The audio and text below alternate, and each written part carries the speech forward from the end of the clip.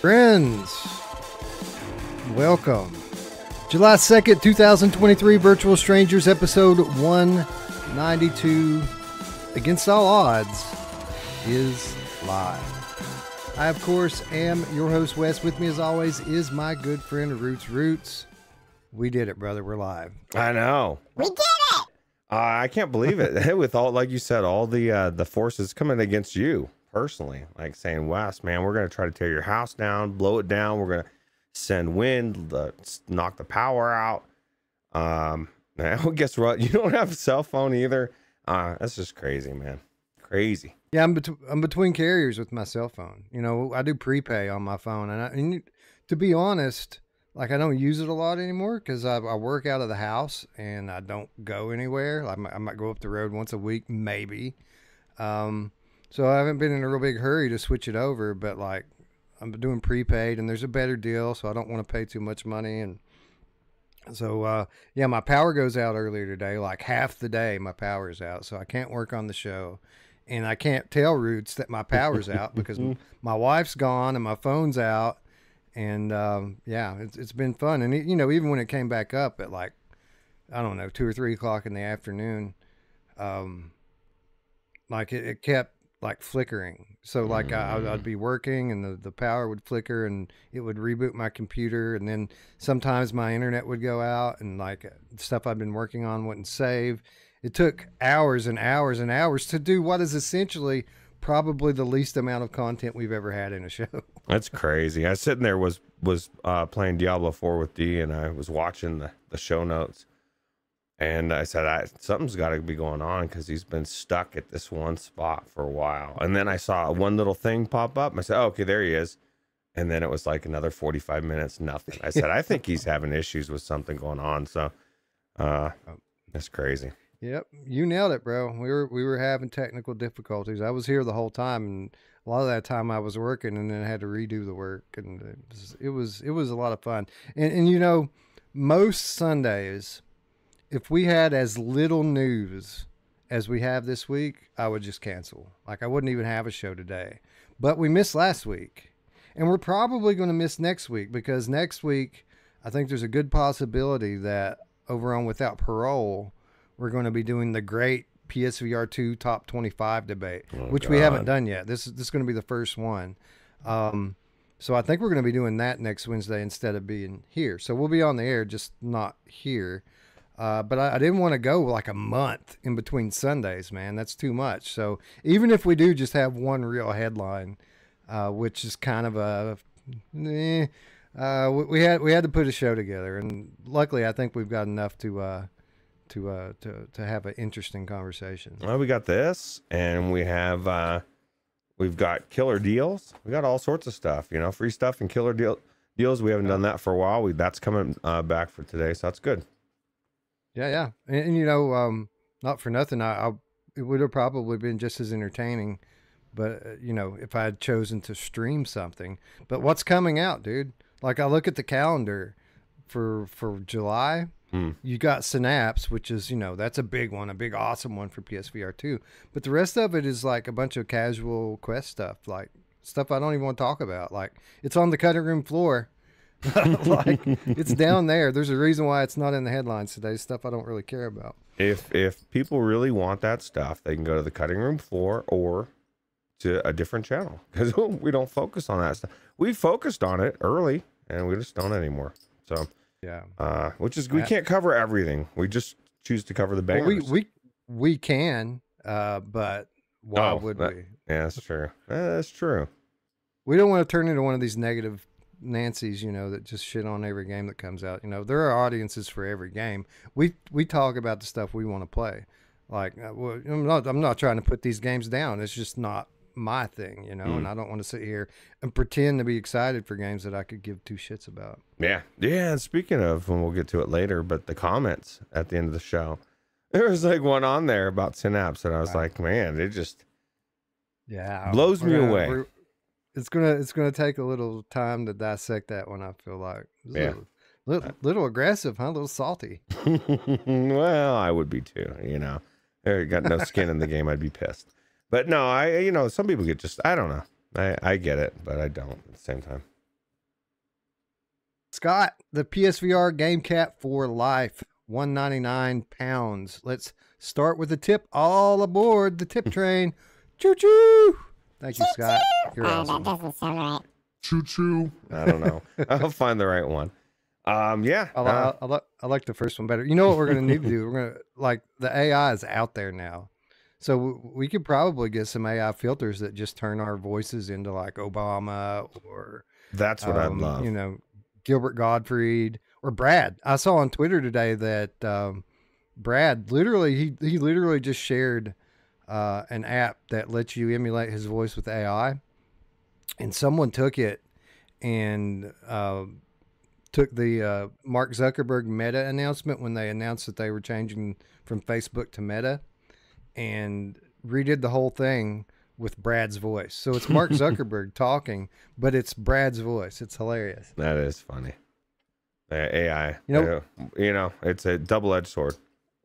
We've been questioning the relationship between Brad and the AI, and this is just more evidence. I feel like that Brad and the AI are in the boat together. They're besties. It's smart, you know, getting good with the AI overlords early, so you can be one of the.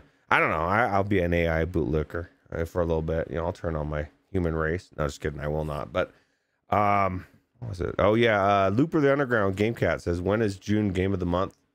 I'm glad you brought that up, so we don't forget that. That was one of the things, Wes, when you said earlier, we don't have much to have a show. I was almost going to suggest that. But I mean, should take a little bit more preparation than just throwing it together last minute, right? Well, there's Friday. We were wondering what we were going to do this Friday. That's true. There it is. There Boom. it is. Done. Yep. Do this Friday, Looper. And, well, I guess it did come out. Oh, I guess I know. I was going to say we give Eric a chance to, he can still talk about some Synapse, even though it will have just came out, right? So. Well, I mean, it'll be part of the discussion, right, for game of the month, so it makes sense. Well, for July, but because it's not. Oh, that's right, because it's not out this year. Barely missing it, man. Barely missing it. Yeah, we might do. Maybe we'll talk a little bit during the intro or something about it. But yeah, no, it's good timing for that because one, there's not a whole lot of new stuff to play this week. And two, I need to, like, if I'm going to do a top 25 PSVR 2 next week, I still haven't played either of the Moss games on PSVR 2. I still haven't played Song of the Smoke on PSVR 2, Survive. I mean, the last Clockwinder. There's a ton of stuff that I need to get some time in this week. Yeah, that's why I was saying it's better not to just throw it together at the last minute. So what was it? Third Eye said, just pre-ordered Synapse. Sounds like a short but very cool power trip. Yeah, I think that power trip's a pretty good description of it, right? It is, absolutely. I just wouldn't call it short, and this is why, because it's a roguelike game. It's not. We're not talking about a story, you know, a campaign story where you're gonna end it and you're done. Like, I guarantee you're going to go back into this 6 months after you finish it and want to go back and go through it all again. The action is so good. And I can hear Wes in my earpiece, even though he's not saying it mentally. He's saying, save it for the segment later in the show. So. Well, here's the thing. And I'll say this. In Dreams has taught us a lesson here with this.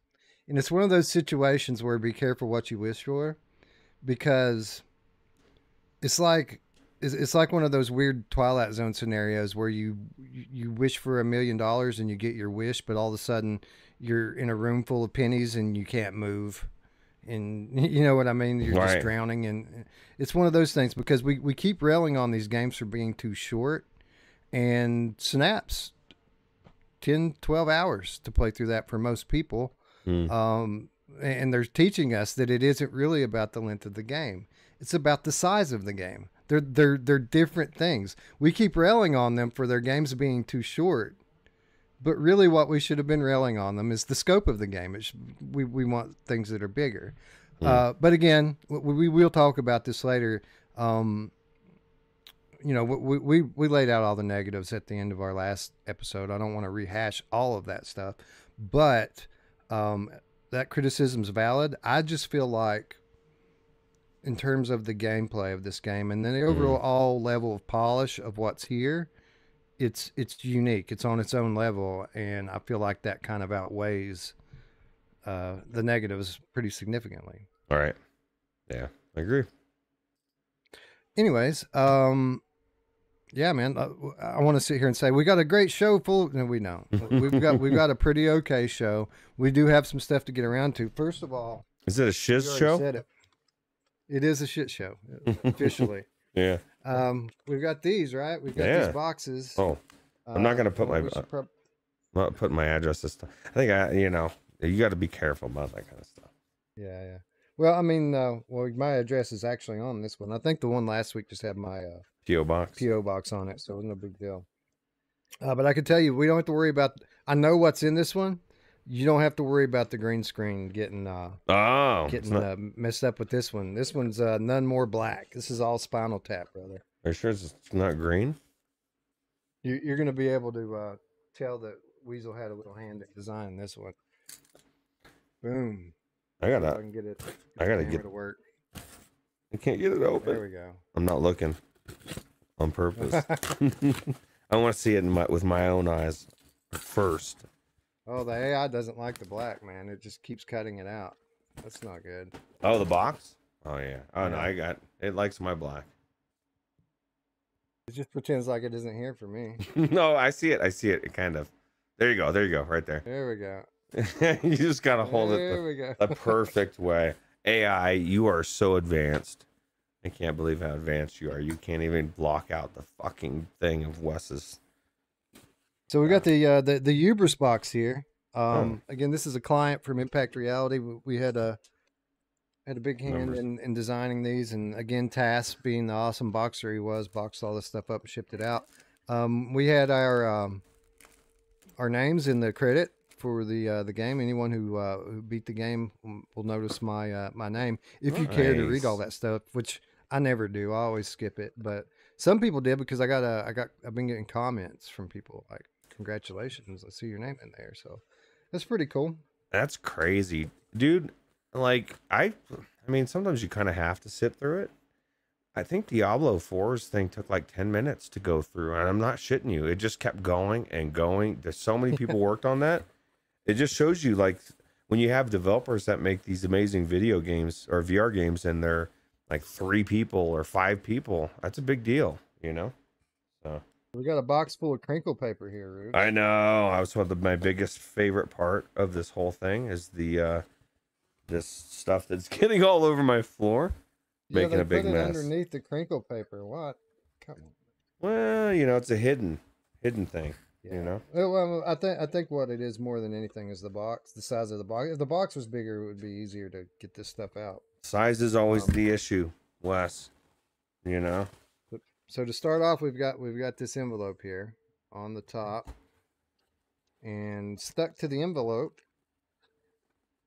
See if we can get a good shot of this here. Stuck to the envelope, we have this. Oh yeah, that's good. Actually, it's a magnet made by Mr. Tass. Yeah, there we go. Oh, so I can stick this on. Doesn't stick to my AC unit. I guess it's not metal. Come on in, dog. It's your show, brother. So yeah, good job, Tass. Tass printed these magnets out and made them himself. So awesome. I haven't tried to stick it to anything, but it looks cool. I did just stuck it to my little metal stand that's next to my thing, and it did work. And inside the black envelope, I'm already one step ahead of Wes. I already got it out. I'm actually looking forward to seeing how this turned out. Oh yeah, that's nice. So it's a letter from the Triple O to the prospective agent. Oh, I missed that part. Yeah. Hold on. I think I tried to do something weird with. Okay. Yeah, I didn't pull that out. I was like, "What? How did I get that?" I was about to get salty, Wes. I want my letter. So this is what it's like to work with Tass. So Tass goes up to Office Max to get the paper to print these out on, and it's like a 30-minute discussion which paper to get. Not like That's how on it Tass is. He wants the perfect everything. And I got to say, we went with the right one. If you'll take this paper and just kind of move it I to was the light, you'll notice just doing that. Yeah, it's got like a cool it's got a sheen to it, right? yeah. It's got like a metallic thread woven into it. It sparkles in the light, or in the light. So this is super cool. That is cool. Let's get this in here because I am going to keep this forever. I don't want to damage it. Lee VR says, you know who else likes to share their box? My mom. Oh, she's a giver, for sure. She is. The only person I know that gives more is Oprah, and it's just because she gives away games all the time. Okay, now here's the thing I'm really interested in, because I haven't seen one of these in real life. Like I've seen the PDF for it, but we have a Hubris art book. What is Hubris best known for, Roots? It's artwork. It's graphics and art, right? Right. So we have a Hubris art book here. Mine's 44 pages. Mine's got fingerprints all over. Oh, that's mine. That's very Cheetos on it, like cheese fingerprints. Very sheeny. Oh, this is cool. This is cool, man. It's got a bunch of art and information about stuff in the game. That's pretty cool. That's awesome. Nice quality. I mean, the glossy cover, glossy pages. It's really cool. Art books are one of my favorite things to get in these boxes. Although I got to say, T-shirts. What was it? We got an art book, or I got an art book last year from our friend Cyril. The Shock Troops art book. I think that's badass. I think that's the all-time winner of like quality of the art book. This thing was like 100 pages and it had a hardcover. Like it was ridiculous. He told me it cost him like $80 to make them like each. It was that ridiculous. is well, but if it's like like memorializing the game and like you're only making a special few, I think he did it right. Before we go to the next one, check this out, Wes. Roots. Wearing the Quantar. Should have worn my Quantar shirt. I didn't think about it. Well, you're wearing a better shirt, I think. Nothing against Quantar, but I have this weird allegiance to Virtual Strangers for some reason. So those guys, they don't know what they're talking about. Quantar's a second, absolutely. All right, so one more item to top it off, and of course, who doesn't want their Hubris Oh t-shirt? yeah. Oh, I'm holding it all crooked. There we go.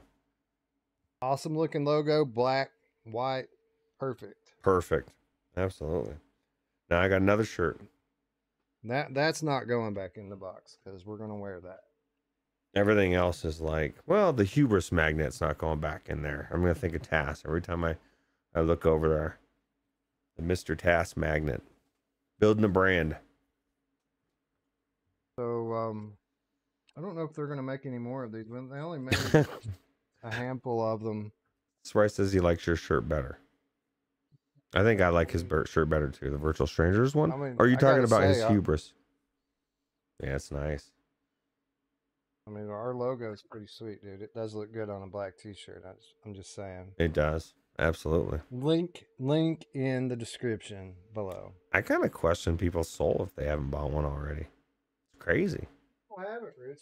Most people have not bought the merch yet. I think I've made like $25 from it since we started, and we get like 20%, I think, or whatever of the price. So we might have 5-6 shirts floating around out there. So it's very limited to people that bought it. I appreciate it to those who have. I don't know who has bought one and who hasn't. Nobody shared any pictures, and it doesn't tell me who orders it. It just ships it out and tells me that where it's going. So I'm pretty sure Spry Guy got one because one went to like Michigan or somewhere. But no, speaking of Michigan, I was under the impression it was in the United States, but earlier he was wishing everybody over there in the United States of America a happy 4th. And I think maybe he's just like, Oh, I get it. He's like identifying with somebody that lives over the pond or something. He doesn't want to be. You know what? I don't want to be here either, Spry. Oh, I'm officially the UK now. Well, guess what? It's no better there. Oh, damn it. Oh yeah, I don't have guns anymore. Shit, I'm going back to the US.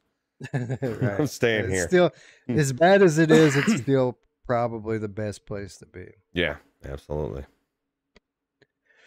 All right, so that's that. Thank you to Cyborn Yes. for putting that together and letting us have one. That's pretty awesome. Your game's pretty awesome too, Yes, absolutely. as evidenced by the strong sales on PSVR2 launch last week. So I keep telling Radio Run he needs to get it, and he keeps waffling. He's probably going to pick up Synapse, but he should get both. Radio Run.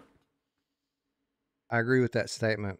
Unless he already has Hubris. Now, obviously, the best version of Hubris is on PSVR 2, but if you already have it on Steam, I mean, yeah, it's I kind of get not dropping another $30 on it, but yeah, true. Or 25. I think that one's even maybe 30, $29.99.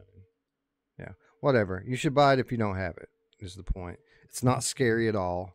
I mean, there's some mildly, scary stuff, but it's not horror or anything. Yeah, there's not a bunch of monsters gripping onto your face like the other day, on Friday. That's crazy. Alex VR joining us. We're going to do roll call in just a minute here. I did want to kind of touch on a little bit of a story that that dropped just this past week. Let me get my notes up here so I can actually pull it up.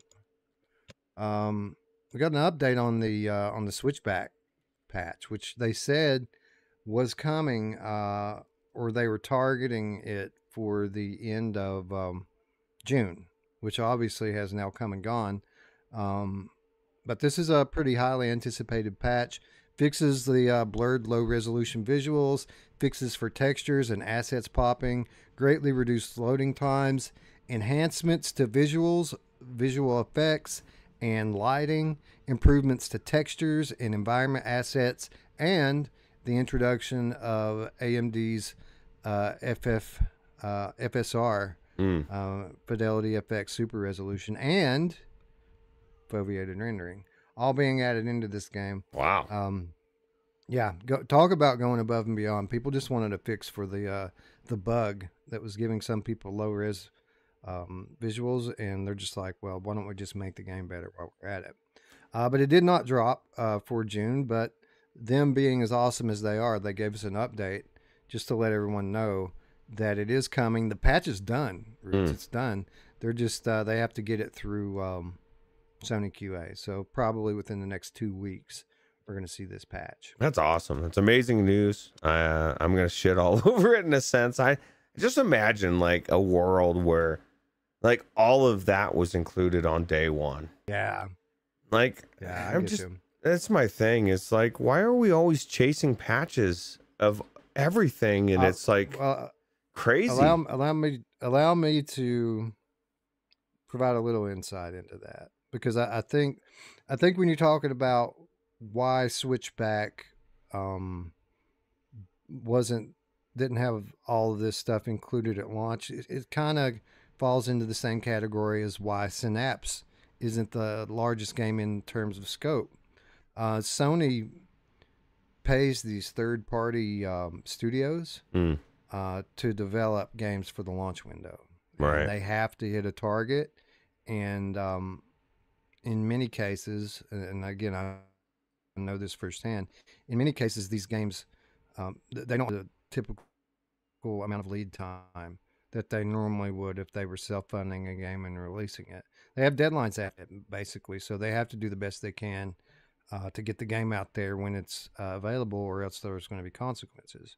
So, without knowing firsthand about these two titles, I would very much bet that that's why, is because they had to get it out in a certain window, and or else they're going to be penalized and maybe breach their contract with Sony.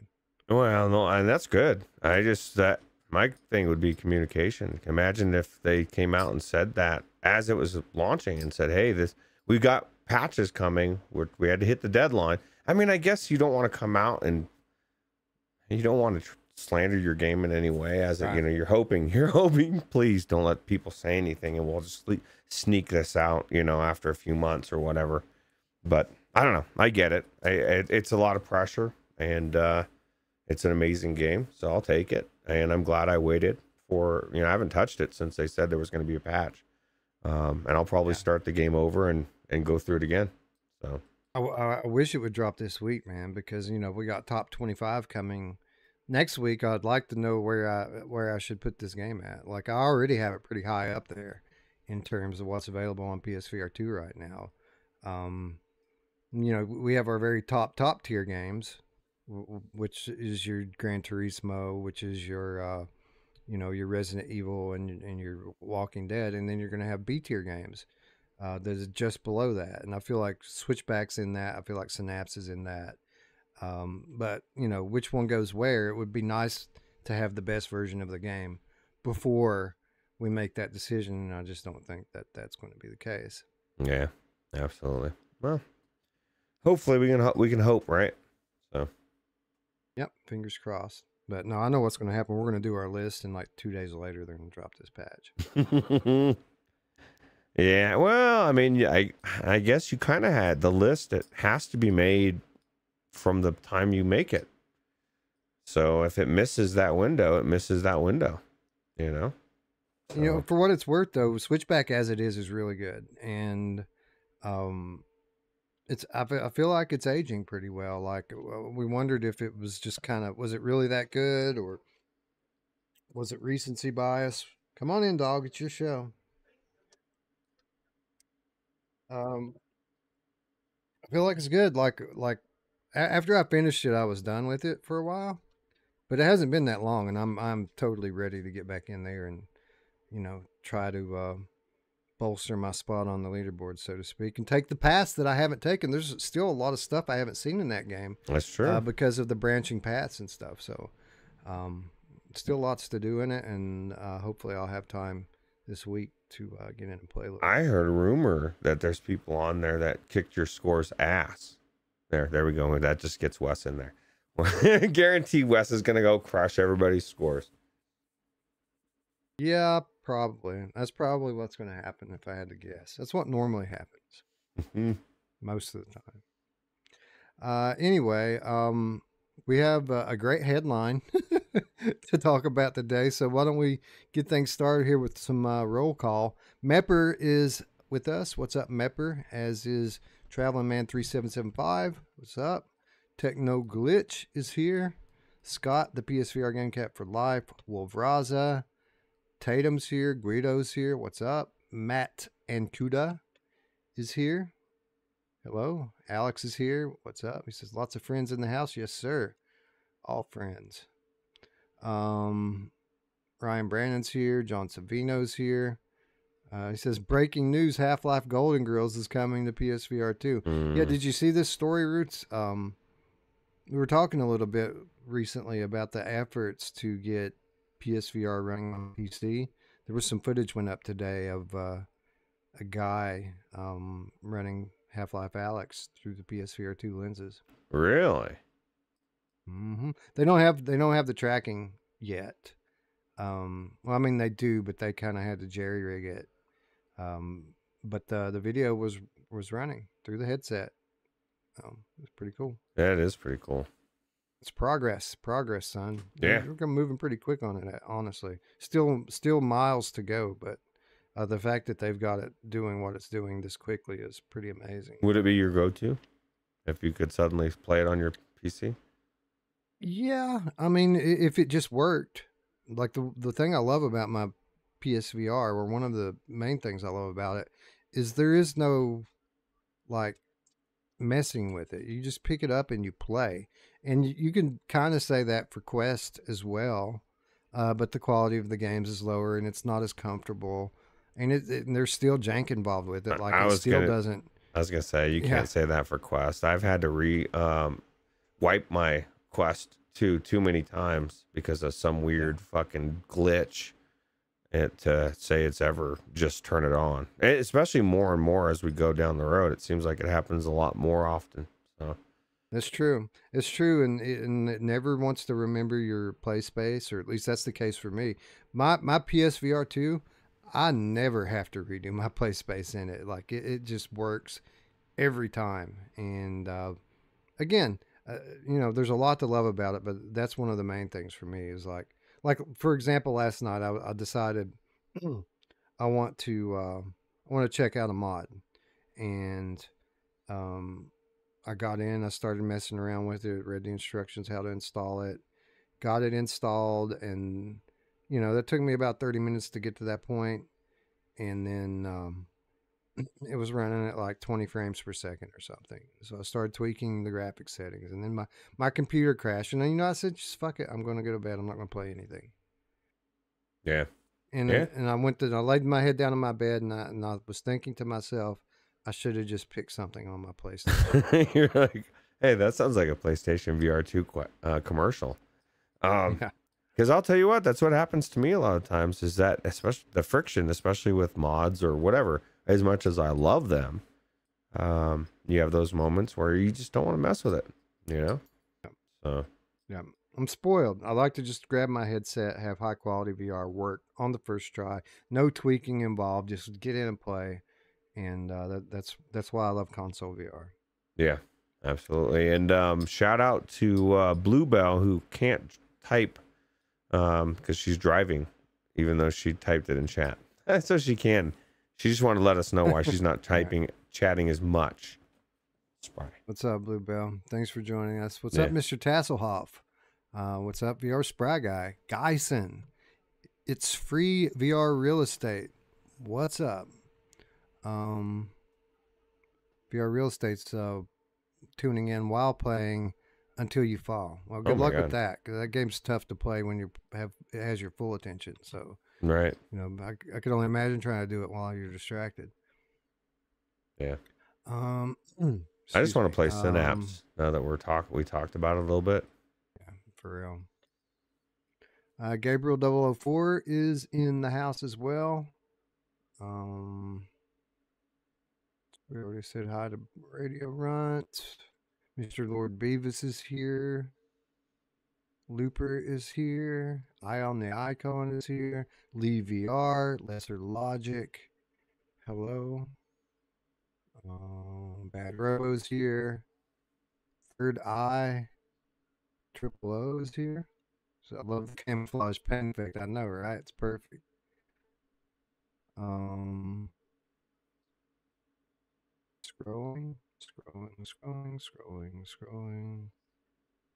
JS. What up, JS?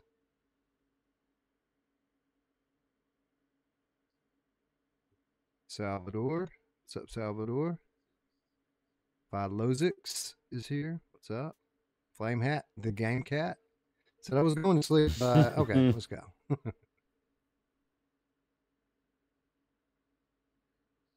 Mickey Barros. What up, Mickey?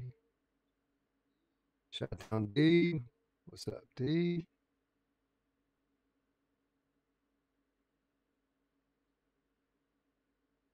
Nope. Just lost your camera and you're kind of breaking up a little bit. I don't know if you're having internet. I can hear you, but it's like Robo Wes. And it's like it's like Robo Wes is threatening to stop to not let me hear what he's saying.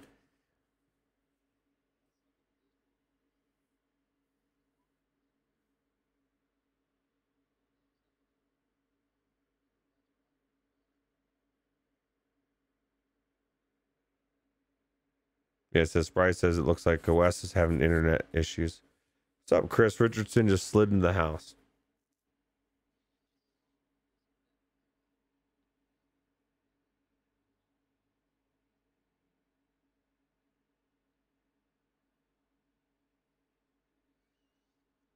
I can hear you, but it's still a little bit modulated. Maybe it'll even out. You got rid of the video?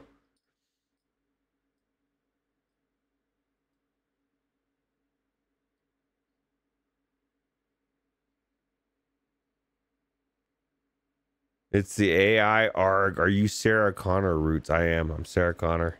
He came back from the future. How crazy would that be? So like your job to save humanity from evil AI, and we're like fucking around with the AI, and we're like poking it, we're like asking it stupid questions, you know, like how can you help me make a World of Warcraft character's name?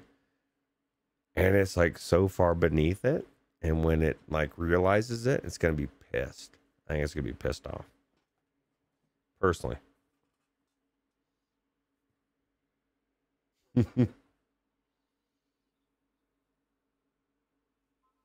Yeah, that was the only thing that I was worried about, is just because of your internet was in and out so much today that there was a possibility it started to kind of do the same thing. But think of the good news, Wes. Like if for some reason your internet went out right now, we covered Switchback VR. We did it.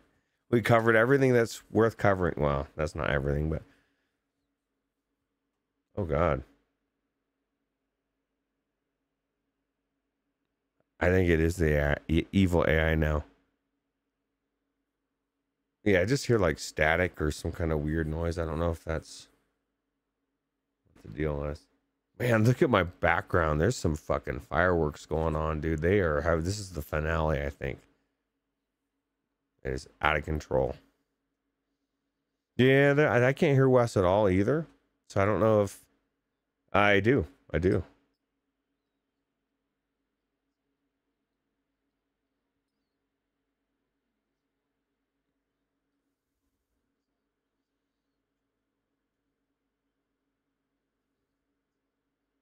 Oh, does it really have that on there?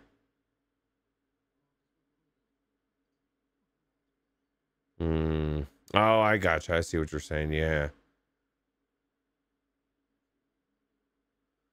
Well, it's kind of the same thing that I have that with my OBS. Remember when it used to go yellow and I'd get all stressed out?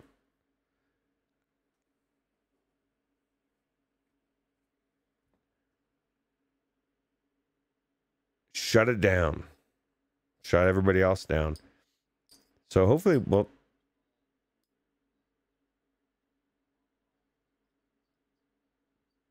Okay.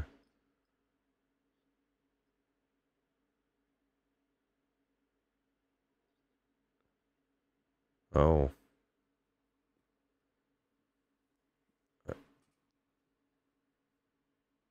The weather there might not be helping out. Is it raining now?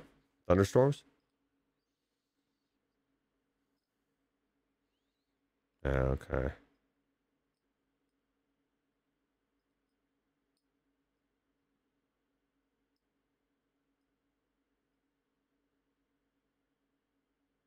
Yeah, Wes is having a crap week for sure. Although he's alive, that's something to celebrate. Fourth of July style. This is what I'm celebrating, Wes. For tomorrow, I have 3 stops that are 3 fire stations that I spray. It's gonna take me an hour, and then I'm done. And then I have Tuesday off. So, oh, is it back? We're back. Oh yeah, actually, for the moment, we are back. Yeah, it actually sounds better too. Did it? I don't know. I think maybe my router was restarting or something. I don't know. Well, we'll take it. Back. I got to get all my crap pulled back up. So give me just a minute, but for the moment, we are good. Yes. And Brandon VR is correct. Diablo 4. That'll be me after the show. 100%. Yeah, I'm going to play something probably, but it won't be that. I'm 65. I need to try to get to level 70 West so I can get into tier 4. You got to beat the capstone dungeon. And it is, tell you what, man, that's why I love that game. The difficulty is no joke. Like there's just times that enemies will just turn towards you and do some move and you're dead. Like you just have to be on your toes, man. It is fucking it's such a good game. So amazing. Nightmare dungeons, yeah. Crazy. All right, cool. Got my notes back up. I've got my chat back up. We're back. I think I'm pretty much done saying hello. TVD is here. What's up? Yeah, we got to be done. Boy so Vernon. everybody, hey, what's up? We just so that way if we that wall, I guess strike the iron while it's hot, right? I think, All right. while we got the internet. Chris Richardson's here. What's up? Chatty's here.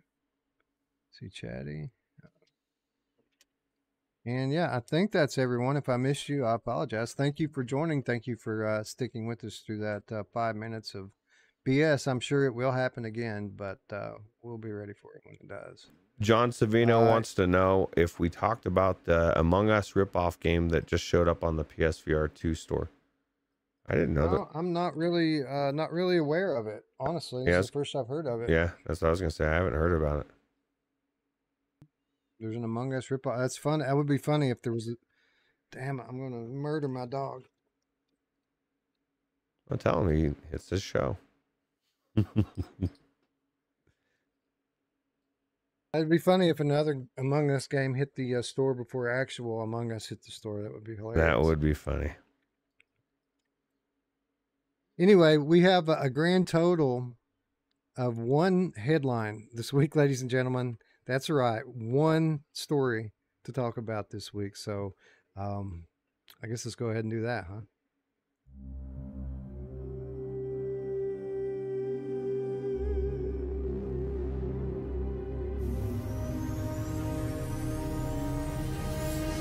This may be hard to hear. The Empire will fall. Our galaxy will be plunged into 30,000 years of chaos and war. Thank you for saving us the Emperor Dragon. We can't stop it. But there is a plan to save humanity.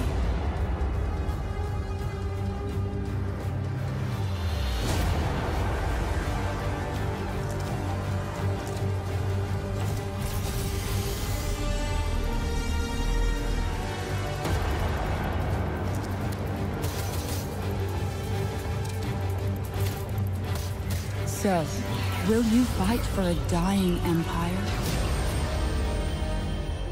Or help us to reach foundation?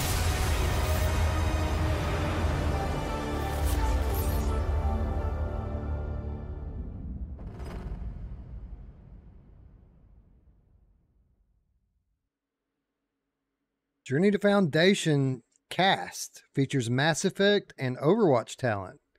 This from Henry Stockdale at Upload VR. Journey to Foundation unveiled its voice cast, featuring actors from Mass Effect, Overwatch 2, and more. Set in Isaac Asimov's Foundation universe, Journey to Foundation is a narrative-focused sci-fi adventure from Archaeact. As confirmed in a press release, we now know that Hayden Bishop from Wasteland 3 is voicing the protagonist, Agent Ward. They're joined by Francois Chow, Ghost of Tsushima, as Commissioner Han Bo, Jennifer Hale from Mass Effect and Synapse as Vex, and Leah Denise, I assume that's a Denise from Overwatch 2 as the soon-to-be Empress Astoria Durand. Rounding out the cast is Anosh Navart, who plays Neria Durand, James Mathis III as Cyril Gant, Ritish Rajan as Kaldan Maro, Rye Chase as Ezra Toombs, Frida Wolf as Erinye, Jason Hightower as Major Leos, Dee Callahan as Grilk, and Jason Spizak as the Peddler.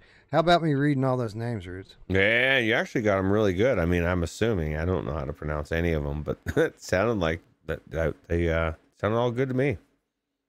Close enough, right? Yeah, it's clear. You know what? If you're out there and that's your name, get over it. He tried, man. I don't know why you're getting so offended. So if I mispronounce your name, just leave a comment down below how I'm supposed to pronounce it. Yes, thank you. That's better. That's a better revealed word. Revealed during February's State of Play presentation. Journey to Foundation promises every choice, quote, carries a consequence and affects your story. You can read the official description right now. Players will embark on a clandestine mission as Agent Ward. a spy sent to the edge of the Galactic Empire to infiltrate a group of deserters, only to uncover a dire truth that could change the course of history. Armed with the best tools and weapons the Empire has to offer, you'll have to decide who to trust. Will you fight for an empire that Hari Seldon has predicted will collapse into 30,000 years of anarchy? Or will you defect to the Foundation and help them build a new cradle for humanity? Journey to Foundation releases in autumn 2023 on PSVR 2, Meta Quest 2, and Pico 4. So, Journey to Foundation, this game, as the article stated, was just revealed a couple of months ago, a few months ago at this point, during a state of play. Revealed at the exact same time that Synapse was revealed, for what that's worth. And they've been pretty open, with sharing. There's tons of dev logs and behind the scenes videos up on their YouTube channel. I recommend everyone go check that out. But the more they're sharing, Roots, the higher quality production that this seems like it's going to be. And I don't believe that this is one of those scenarios we were talking about a moment ago where they have to hit a deadline. As you know, it's been many years since we had an in-house title from Archaeact. The last one being the Freediver, which was awesome, but it was very short. So I imagine that most of the time since then they've been working on this, and the more they show off of it, the more excited I get for it. Yeah, absolutely. I'm really excited about the fact, and whether this is true or not, because a lot of times games say that it does affect, and it really doesn't. But I want a story that's affected by my decisions. Like, that makes, that's what everybody, that's real life, right? Like, real life, your decisions make a difference. And too many games, you go in there and you play the story, and it doesn't matter what you do. This is what's laid out. So hopefully it'll be really cool. I think it will to an extent. I think there's limitations. It's a bit of a process. There's a process to get to that point, and I think we're making strides in that direction. AI. I think that's good. Yeah, exactly. I think that's going to be the next big breakthrough with games because, for so many years, pretty much since the dawn of consumer video gaming, progress has always just been measured mostly on graphics. But we're hitting that point now where the games are looking so good that you don't really see generational leaps in that department anymore. I mean, it gets a little bit better and a little bit better and a little bit better, but it's not the big jumps that we used to get. Yeah. So they're going to have to look at other things to kind of advance the medium. And I feel like this kind of story variability is going to be the next big thing. Like when they're able to actually make it so that most big budget games have branching story paths and change based on your decisions, that's going to add just a ton of replayability to pretty much everything. I feel like in a few years, this is going to be the norm. And I think you're right. I think it's going to have a lot to do with the AI. Yeah, absolutely. What's his name? Savino. Oh, I was trying to see where the thing on there. It's basically said that the game is named John Savino. Wes, it's called Spaceship Imposter, is the new Among Us ripoff game. Oh, so everybody go out and buy it. No, I don't know. It's funny. Among Us has the new map dropping like next week or the week after. Really? Are you going to go back in? Or are you still scarred from your wife? My daughter, you mean Isabel? No, but I mean, well, yeah, I guess MASH was the one that was traumatized by your wife, right? Yeah, a little bit. Anyway, no. Yeah, I mean, it just depends, and if the community's going back in, obviously I'll go into. It isn't my go-to. Like I haven't played it since the launch window. But I'll play it when it comes to PSVR 2, and if everyone wants to get in and check out this new map, yeah, I think it's a good thing for Among Us to have a new map because, as fun as it is to play with your friends, there's not a whole lot to that game. It's just there's a handful of like little mini tasks for you to do. It's all about spending time with your friends. And I feel like we've sat out long enough now that there's some more fun to be had there if we go back. I feel like just changing the mini games up or mini things up would be more important than the maps. Like even to the point where it's kind of like a roguelite where every time you go in, it's different. And like, I mean, it kind of is, but like I'm talking whole sets of different abilities or different, things. So yeah, I agree.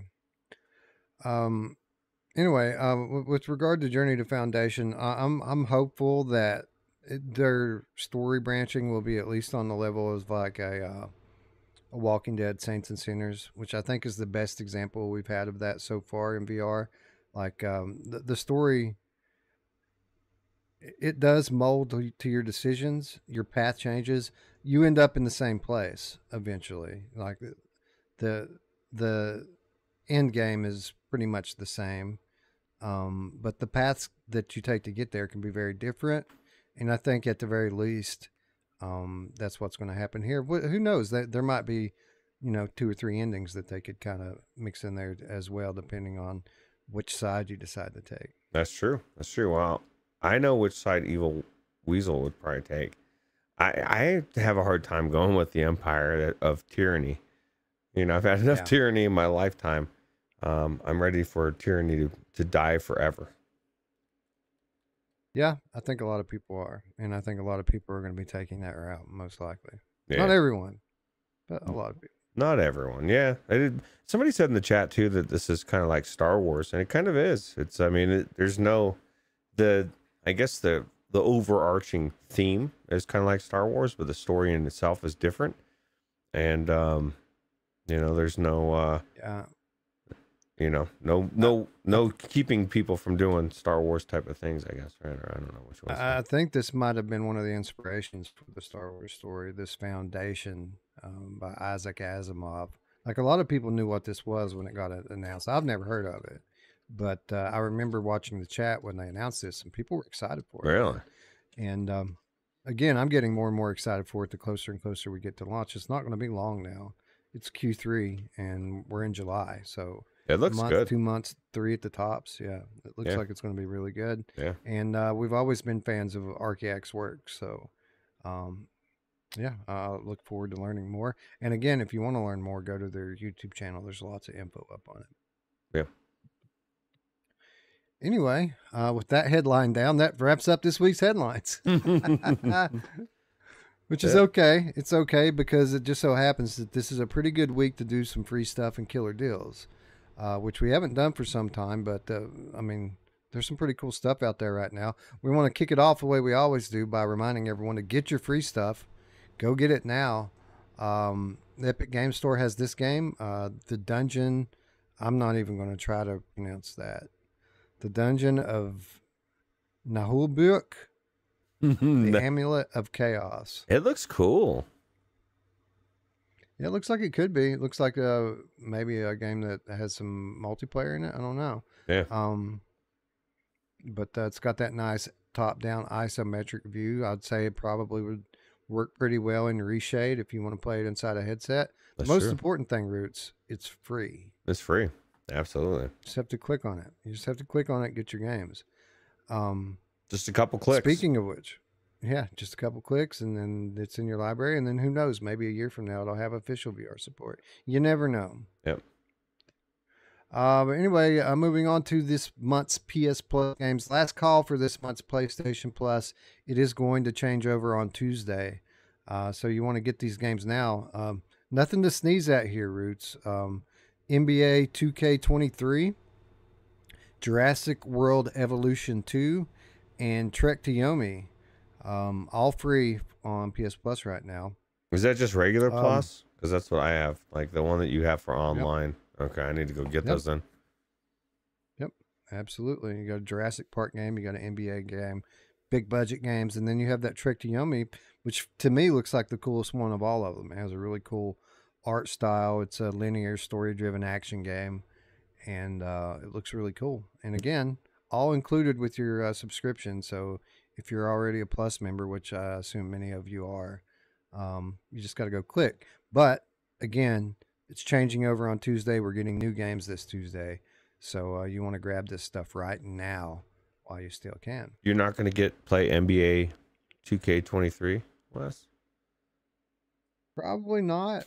I mean, it is my jam. Yeah. But I'm still playing 22. Like, I'm not caught up enough to get to 23 yet. Yeah. See, I got to play 2023 because it's got all the new players that I don't know exist. I don't even know one player that's in the NBA. Well, I guess I probably could name a couple just because, oh man, I just don't care. Damian Lillard. Yeah. LeBron James. Oh, yeah, LeBron. I could get LeBron James. That's about it. Yeah. That's my two. Yeah. Anyway, that's the free stuff this month. Let's talk about some deals. There are a few PSVR 2 titles on sale. Jurassic World Aftermath Collection, Roots. So this is the same Jurassic World Aftermath that came out on Quest, but both titles bundled together, one price, $21. I wish it was $21 when we bought it. Oh, God. Me too. I mean, it all comes out at one time. That'd be nice, right? Yeah. I haven't played. This is one of those titles that, like I was talking about earlier, that I haven't played yet on PlayStation. Maybe there's updates. Maybe it's better. Maybe just the OLED by itself is enough to add something to this game. But it's okay. Like it's not like Game of the Year or anything. But if you're a fan of Jurassic Park, it does feature an original story with original voice acting from the characters in the game. Jeff Goldblum is in this game, Roots. Oh, really? Wow. Yeah. That's pretty cool. That is cool. Anyway, $20. It's not much to pay for an official title like that. And if you've been waiting on a sale to check it out, now would probably be the time. This is it. NFL Pro Air is $15, Roots, which I feel like that's a good price for that game. Like, I didn't play it on PlayStation, which I heard it had some problems on PlayStation, but the version we played on Quest was actually pretty solid. What's wrong? I was going to ask how it was on the PlayStation. It's not good? Well, I mean, you were playing with Move controllers, so. Oh, well, I mean, that's a big deal. So if you can play it on the PSVR 2, can you or no? Yeah, then that's the big. Can. Yeah, I actually kind of curious to see how good it is. Me too. And it's, again, $15 for an officially licensed NFL game in VR is pretty cool. Like, it's been a while since I've been like a super fan for football. I used to be heavy into football. I just kind of watch the standings now and every now and then tune in for 30 minutes of a game. But it's cool to be able to get out there in your stadium as your team and be the quarterback. And you know what, Roots? The multiplayer support that we were asking for is coming to this game. Really? We'll update it soon. There you go. Chrome Colossus says, I watched AJ play Jurassic Park on Saturday night live stream. He hated it. It was pretty funny. Yeah, sometimes it's a stealth. It's not an action game. It's a stealth game, and it can be frustrating at times because it isn't easy. Some of those parts are pretty hard. Yeah, absolutely. So yeah, not going to be for everyone for sure. I thought it was okay. Like it was a pretty solid 7 for me. Like it's a average game. Okay. But again, if you're a fan of Jurassic Park, you might enjoy it. You might get something out of it. And if you're an NFL fan, you might get, or I guess Awesome Tatum says the NFL game works pretty good on PSVR 2. It's definitely worth it if you're a fan. Cool. $15 is not much. Like that's a good price on that. Yeah, that is actually a really good price. And then I also put Synapse on this list because, part of this kind of whole conversation about the scope of that game, people are wondering if it's worth the $35 price, which we say it is. Like, again, it's kind of a unicorn with regards to how good the gameplay is and how it feels to play it.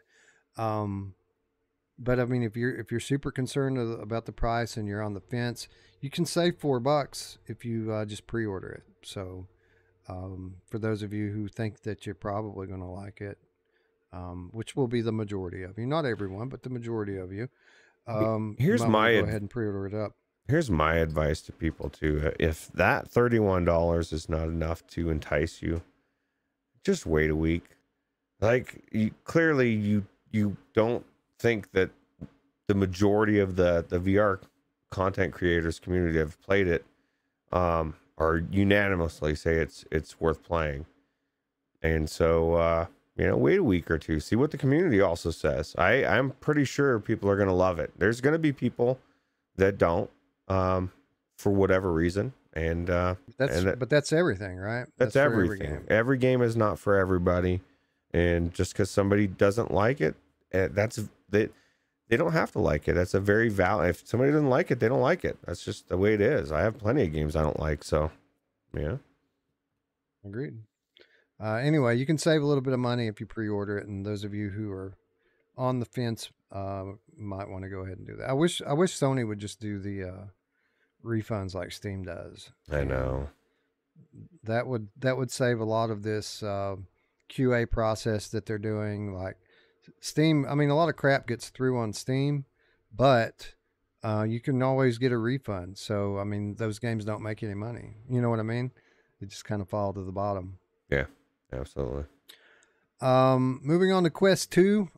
There's a few more things on sale for Quest 2 than is available on PSVR 2 this week. Oh yeah, okay. So I guess we could start by talking about that. The subscription service for Quest Plus just started. So this is a PS Plus style of subscription. They give you 2 games every month. From the Quest catalog. You get to keep them as long as you're subscribed. If you let your subscription lapse, they go away, but if you renew it, you get them all back. And the first month is just $1, Roots. And I don't know if it says on there what the Pistol Whip and Pixel Rip. 1995. Yeah, Pistol Whip. Yeah, so there's 2 solid games to start off with. And I know the next month it's going to be Walkabout Mini Golf and Mother Gunship Forge. Right. So solid games, $1 for the first month, $8 every month thereafter, or you can buy it by the year for $60. I think this is a good thing, especially for this platform, which has a significant amount of casual players in it, a lot of young people. I think that this is a good thing and a good move for Quest. Yep, it's a no-brainer. If you don't have the first 2 games, like why would you not spend $1 to pick them up? You can cancel, but then if you don't have the second game, I mean, 4 games right there for $9, right, for 2 months. Well, I guess you get 2 for 2 months, and then the other 2 for 1 month. But still, they're all good games. And Walkabout Mini Golf is the best, one of the best games I've played in VR. So definitely worth trying anyway. And Pistol Whip keeps bringing the new content. They just added another map in there this week, Roots. Oh, wow. That's crazy. I haven't been in that game in a long time. I haven't either, but it's one of the better rhythm games that's available. Yeah. Because you don't have to play it like a rhythm game. You can just play it as an arcade shooter if you want. They have customizable maps and stuff in there. Yeah, modifiers. I mean, it's a pretty wide open, fully fleshed out game at this point. The game's supposed to be one pistol. I like to play dual, but because I don't care about the leaderboards. So, right. Iron Man VR just got a permanent price cut on the Quest store, 25% off or 25% lower now. $30 now for Iron Man VR versus $40, which it was before. Yeah, and that's not the right one. Yeah, it's all right. It's all right. We can just blow through with the rest of the Quest, and we'll get to Steam in a moment. But Iron Man VR got a permanent price reduction, which is pretty cool. And, it excites me a little bit, Roots, because this is typically something that happens before a studio puts out a new game. Right. Right. And, there are a lot of rumors about Camouflage since they got picked up by Meta that they might be working on a Batman game. Oh, God. Yeah. That'd be awesome. So... yeah, that'd be great. So maybe we get a few months of Iron Man VR being cheap, and then we get the next release from Camouflage. That would be cool. That would be cool. But this is a good game. This is the best superhero game in VR, bar none. And I don't even think there's really a close second. Like, this is a great adventure. And for what it's worth, in many ways, better on Quest than it was on PSVR.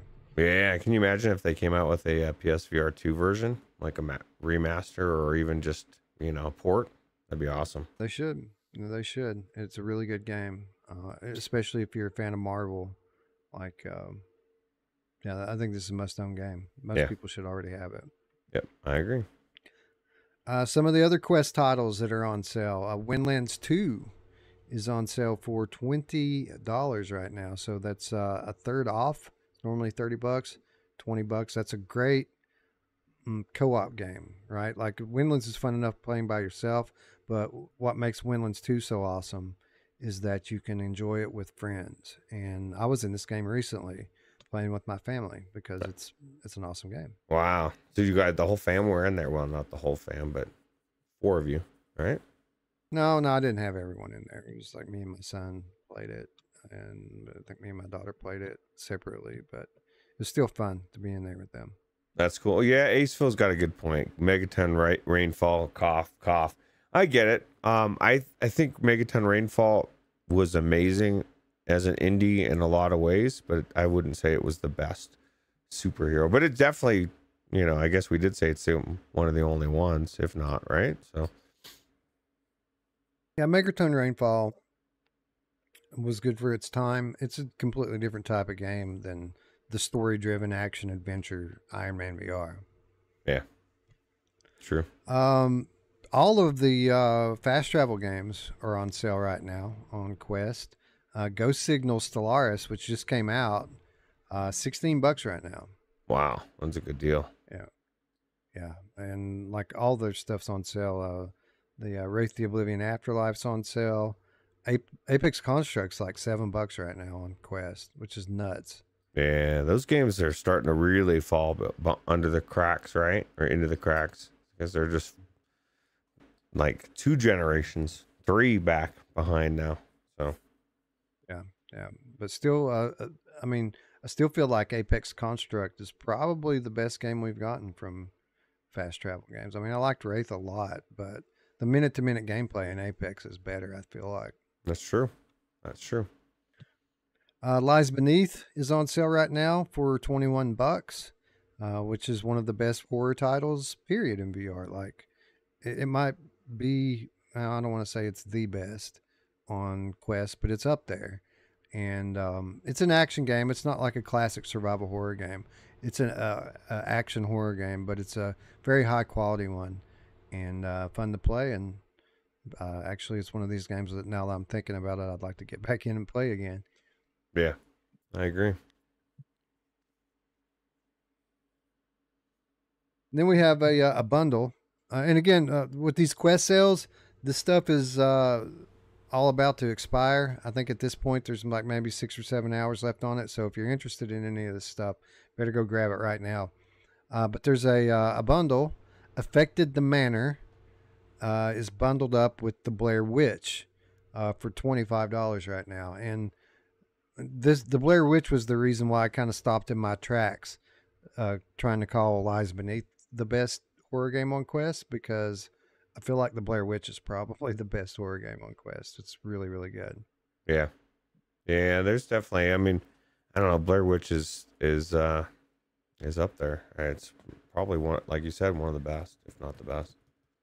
Yeah, it's really, really good. And Affected the Manor, for what it's worth, is pretty cool too. They've it's kind of like a walk through haunted house, but there's 3 different paths you can go down now, I think.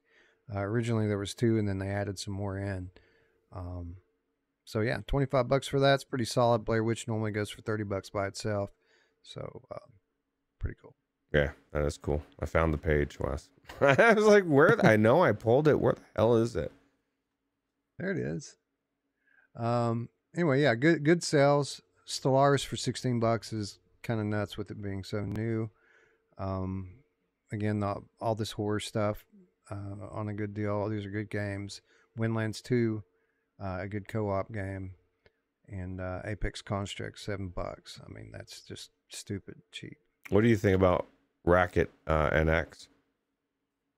A lot of people like Racket NX. I never really got into it, but a lot of I haven't ever heard anyone say that's not a good game.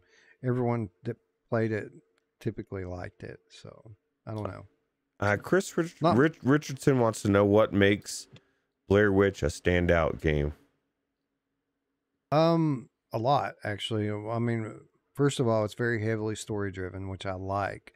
Um, it's a fairly it's a good length for a VR game, for a story driven horror game in VR. It's a pretty good length.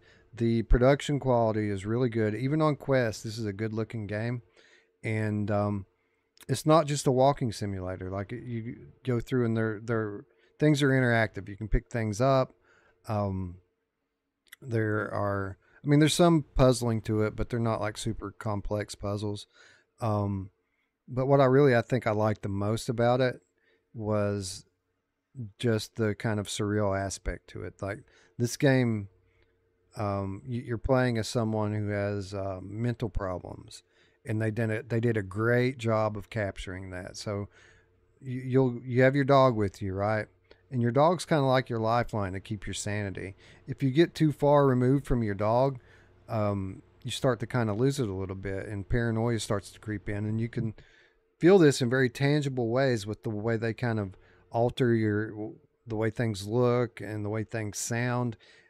They did a really good job of kind of letting people know what it feels like to have like a panic attack, and what it feels like to kind of have multiple personalities. The game plays with time a lot, like your time perception gets twisted up a lot as you make your way through the campaign, and I just really found it engaging from start to finish, and I was very impressed with it. Um, the whole main mechanic of the game is where you're kind of you use this camera to kind of take pictures of scenes, and then you can kind of rewind things and like see things as they were before, if that makes sense. You're finding tapes, right, of things that have already happened, but by watching those tapes, you kind of manipulate things that are happening in front of you. And the controls are really cool on the camera because they match up perfectly to the controls on the controllers. And I don't know, it's just quality all the way around. There is no like weakness to it. They did a good job in every aspect, and I just thought it was really, really good. Yeah, that sounds amazing. Actually, it makes me want to play it again. That was a very good breakdown. No, it's great. It's great on every platform, and it's one of the best horror games you can play, in my opinion. You think it'll come to PSVR 2, or is it already there? It's not there, right? It's not, but I'd be surprised if it didn't come at some point, because it's on PSVR 1, and it's on every major VR platform except for PSVR 2. So yeah, cool. It's really good. It's really good. If you like story-driven horror games, this is among the best. It's really good. Yeah, no problem, Chris. This is what we're here for. Anyway, let's move along to the star of the show, the Steam Summer Sale. Roots, these Steam sales are just ridiculous. Like literally, they put everything on sale. Like everything. Yeah, I was looking at this, and there's actually, believe me, some games that I don't have, which is crazy. Because usually I feel like I've got everything, right? Oh, Jet Island. Almost everything. Wasn't somebody just talking about Jet Island? Yeah, $12 or $13 for Jet Island right now. What about Carnage Chronicles, Roots? I mean, that's one that people don't talk about much anymore, but that's a great co-op dungeon crawler, right? Yeah, it's actually one of the better ones. We had a lot of fun on that, and it was actually hard. It was really good. Yeah, enjoyed that a lot, and you know, it's even been updated since we played it, so I imagine it's probably even better than we remember it being. Phasmophobia, isn't GT's favorite right there. Overwhelmingly positive, right? Yeah, and this is cool when it goes on sale because it is a co-op game as well, and a lot of people play it, so you can kind of afford to bring a friend with you when it's, you know, $11 or whatever it is. Yeah, absolutely. All the staples are on sale. Roots Half-Life Alyx is $24. I don't think I've ever seen it for $24 before. Yeah, and there's so many people that have not ever, they've never gotten it because it was an expensive game, right? Well, now's the time. $25 is that's a steal. Ridiculous. Maybe you got a racing wheel out there, you don't know what to use it on. How about Dirt Rally 2 for $4? I need to get my racing wheel and try Dirt Rally 2. Have you tried it? Because it's yeah, it's hard. It's hard. That was the first thing I played in my wheel, and I couldn't stay on the track. I guarantee you there's certain settings you have to get, certain like some kind of a thing for that specific game or you have to change it to be less sensitive. Maybe. Yeah. Maybe. I was all over the place though. I was learning how to drive at that point, so probably worth a revisit. For what it's worth, there's a ton of content in there, and it's the highest quality stuff in terms of production. And it's $4. So Walking Dead Onslaught, West, $7.50. Walker's got me. Walker's got me. There you go. $7.50. Yeah. I'd say it's worth $7.50. Yeah, that's definitely better than $20 or $30. Yeah, for sure. Bone Lab's on sale. I mean, it's a modest discount, but it's $32 right now. That's better than the $40 that they originally asked for it. Oh, yeah. That's actually a good deal. That game is worth it. That's what, 20% off. It's a good deal. Yep.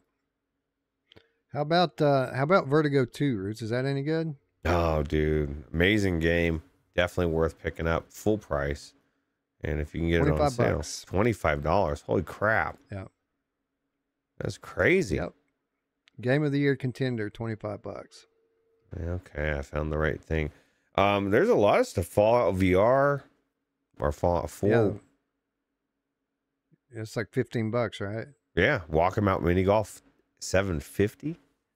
Shit, dude. Holy crap, dude. Yeah. Steam is ridiculous, dude. When they do the sale, they do the sale. Contractors is just $14, and for all of you out there that love Pavlov so much, I think more people kind of like Contractors in the PC space than even Pavlov now. Yeah, absolutely. Man, it's definitely an amazing game. How about After the Fall? I'm sorry. I was gonna say Humanity, Wes. It's $23.99, bro. Like, who doesn't want to be a dog? Yeah, for real. How about After the Fall for $15? Oh, that's a steal.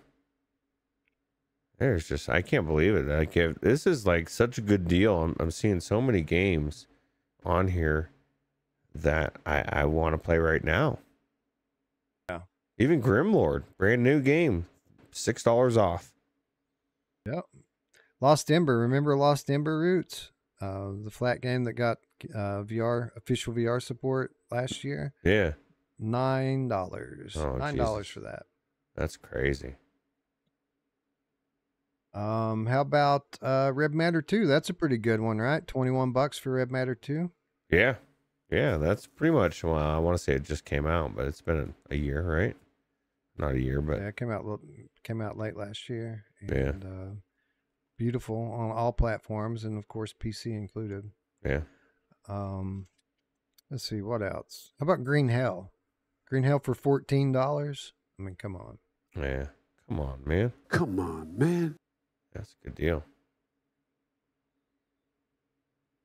I mean, it just goes on for days and days. There's Star Wars Squadrons there. That's like a AAA Star Wars campaign plus multiplayer for just a few bucks. Do you think that's going to come to PlayStation VR 2? I would hope so. Yeah. I hope so, yeah. Sniper Elite, one of my favorite story-driven shooters in VR. $12. That's a steal. How about Lawn, Roots? We talk about how underrated Lawn is. Launched in December for $30. It's half off right now. $15 for Lawn. Oh, damn. As it was worth it for 30. It's definitely worth it for 15, right? Absolutely. More people should be playing that game. And if you've been waiting on a sale, I think this is the first time it's ever had a real substantial discount on it. So time to pick it up. Yep. And then one more I wanted to mention here, Roots. A game I'd never heard of before I started scrolling through this thing. It's a game called The Utility Room. Really? And yeah, this is like a atmospheric horror game. It's pretty much a walking simulator, but it looks really cool and has good reviews. And it's not going to be something that's for everyone. But if you're like me and you like these sort of atmospheric, psychological horror games, the utility room looks really cool for $8. You want to know the best deal on here, man? I just saw it right now. What the bat? You can get it for 20% off, $20. Even Eric. Wow. Even Eric's got to feel good about that price.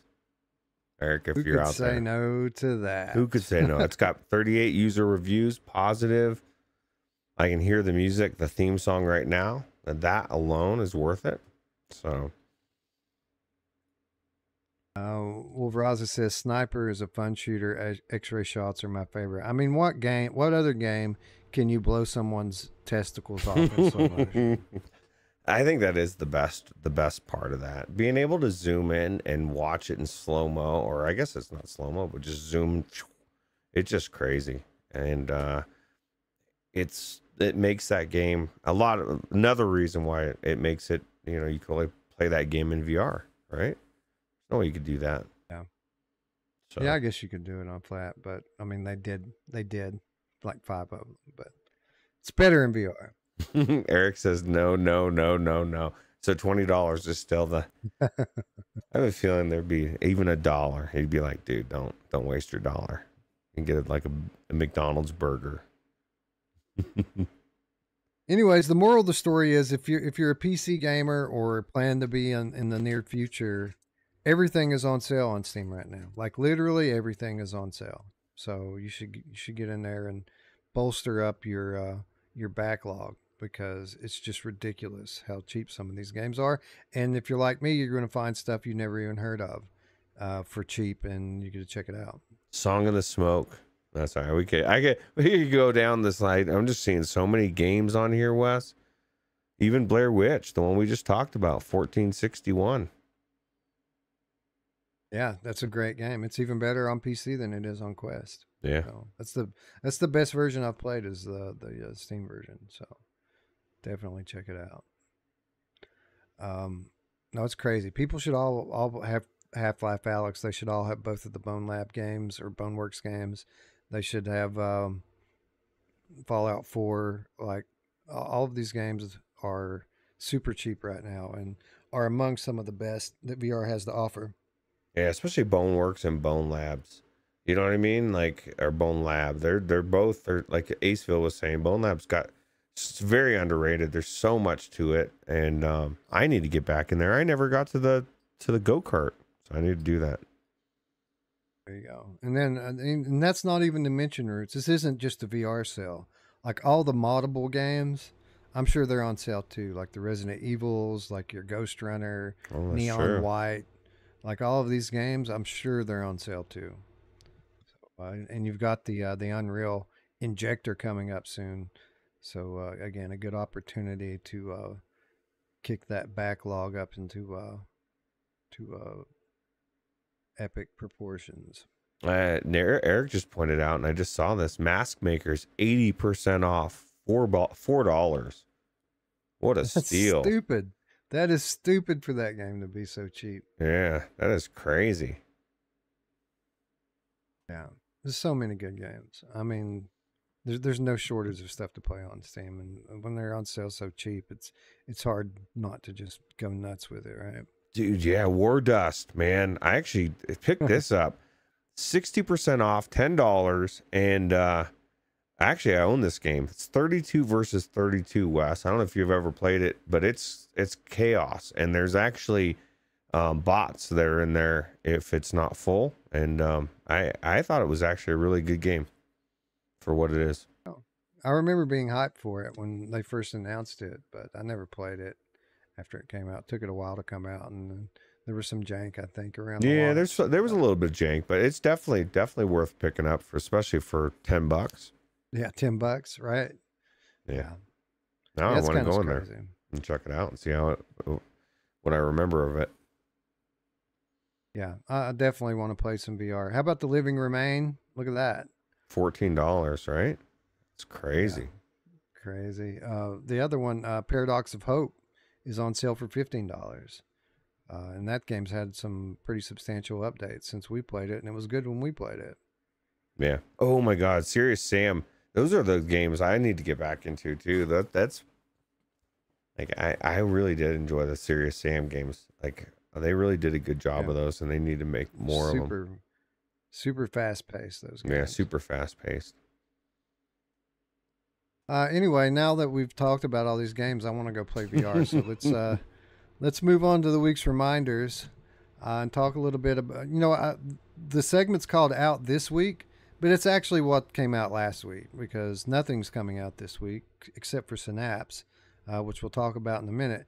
But yeah, we had a few things come out last week when we were off. So let's take a look and see if it's anything any good.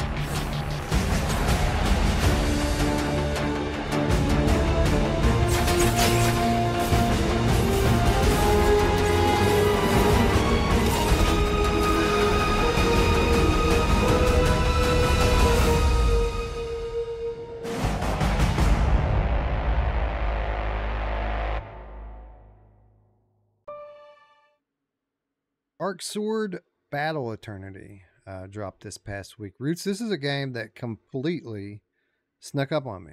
Like I had no idea that this was even coming, and it dropped last week, and reviews came out, and people say it's good. This is a fantasy action RPG with co-op support, so you can play it with your friends, and it's on Quest. Yeah, it's definitely unique. I don't know what was with that little cat or whatever. It was definitely cool. It looks cool, man. It definitely looks different. People are saying that it's really good. And again, from a studio I've never heard of in Korea, and just completely off my radar. I don't know how often that happens, but it isn't very often that something sneaks up on me like this. I'm kind of wrestling with the idea of whether or not we should cover it, because people are saying it's good. But we've also got Grimlord that's kind of the same thing, but not co-op. So I haven't really asked for keys for it yet, but for what it's worth, I think it looks really cool. Well, Awesome Tater says he's loving it. It feels great. So if everybody's saying it's good, I'd say we check it out.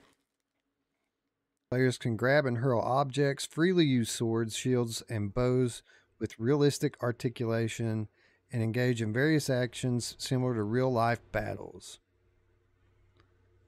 Because we're all having real-life sword fights all the time. I don't know, man. It looks cool. It's getting good reviews, and again, it's just surprising to me that I didn't see it coming. But it's a good thing. It's a good thing when we get these kinds of surprises dropped in our laps. Maybe we will check it out. Well, Mash says he agrees. Let's cover it. It looks cool. Cool.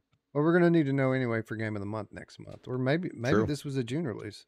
Let's see, when did it drop? That's true. It could be. We might need to talk about it for this week or next week, Friday. Let's see here. Crap, the links don't go where they're supposed to go. Well, if it didn't drop yesterday or today, then it's definitely a June release. Yeah, this is probably a June one, huh? Yeah. So we're going to need to play it before Friday. I'll tell you real quick. Just a second.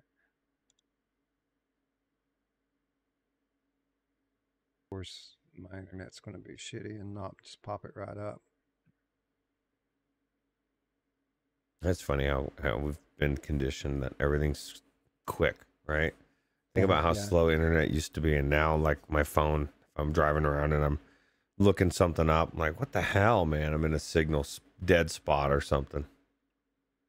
It is June. This has actually been out longer than a week. This came out like 10 days ago. Okay. Yeah, so we definitely need to play it before Friday's Game of the Month conversation. All right, I'll get an email out, and hopefully we can get some keys. And if not, I mean, we can just buy it. Yeah. Well, we'll have to buy multiple if we want to. Is it two people co-op or let's see. I think there's more than that. I think it doesn't say exactly. It says whether solo or as a party. I think you can have 3 or 4 in this actually. I'll try to get some keys. Substatica says hard to think a Quest native would compete with Grimlord. This is the thing. It to me, and this is why what we're going to be talking about soon with Synapse. It's all about the gameplay. I don't care if it's PC versus Quest. If the gameplay is so well thought out and the progression and it makes me like really have fun playing it, that's what I care about. You know, we're at the point where graphics really aren't the issue anymore, even when they're not. You know, it's either the gameplay's there or it's not. And if the gameplay is boring, give me a reason to be in this world that you've created, this amazing, wonderfully beautiful world that has nothing to fucking do. You know, like in whatever general game. Give me a reason to be in there. And like Synapse has given me like so many reasons. It's just really good. So. Yeah, it just goes to show like Asgard's Wrath. Like how many people finish that game?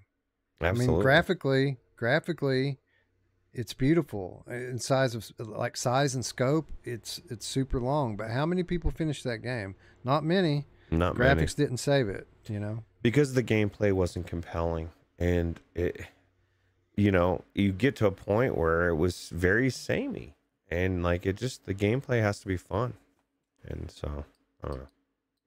Anyway, for what it's worth, Darksword Battle Eternity looks pretty good, especially for a Quest game, and we'll tell you how good it is this Friday. So, there you go. Yep. Sure. Anyway, that's not all that came out last week or the week before. Since we were last on, that's not all that came out.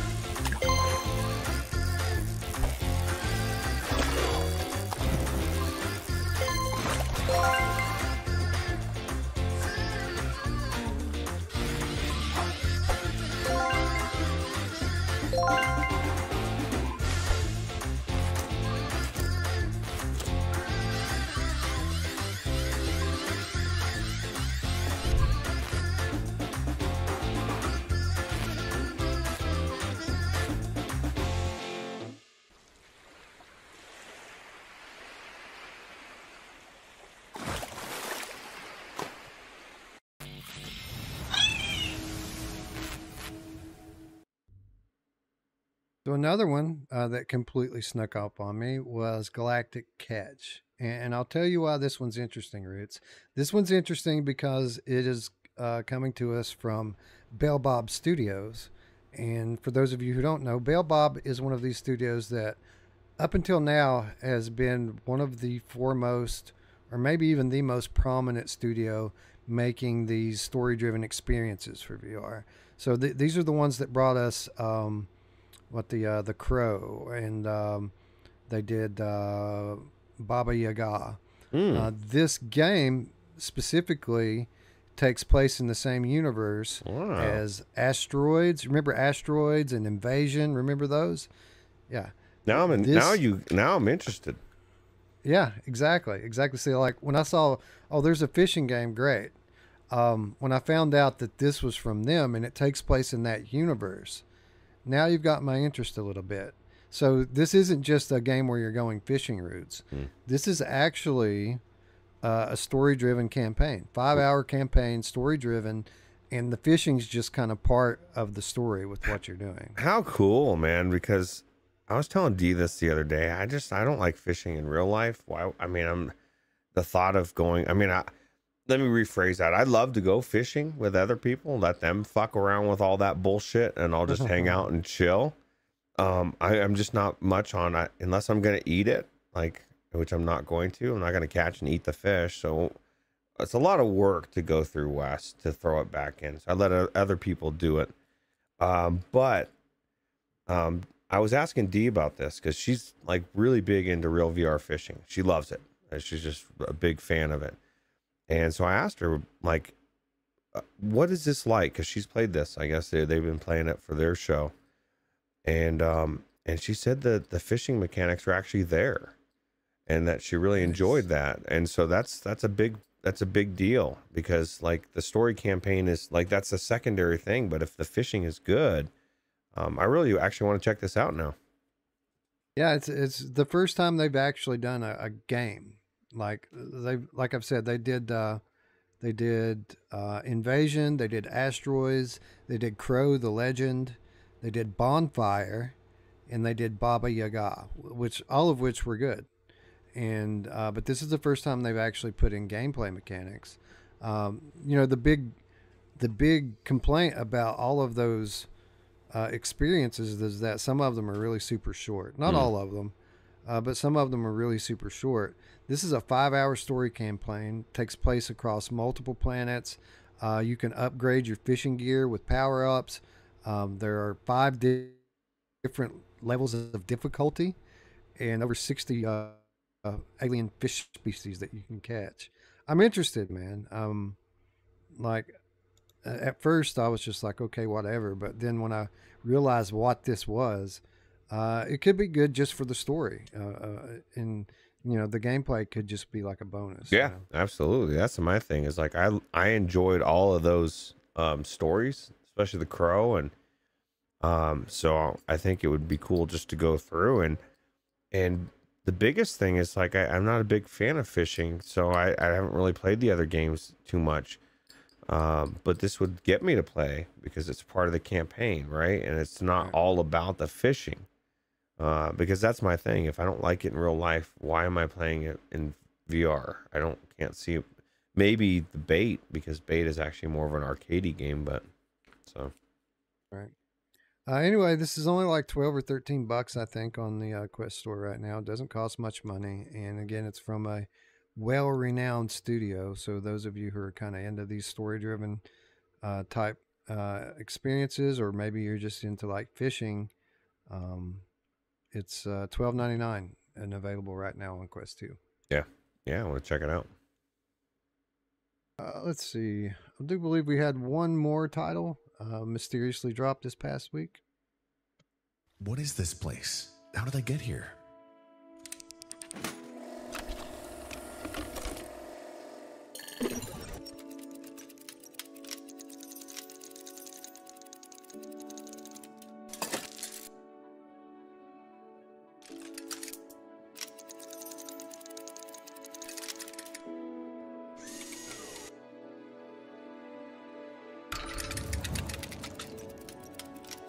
What was it he wanted?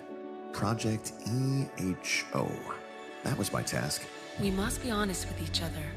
Only in this way will I be able to help you. We talked about a day or 2, not an entire week.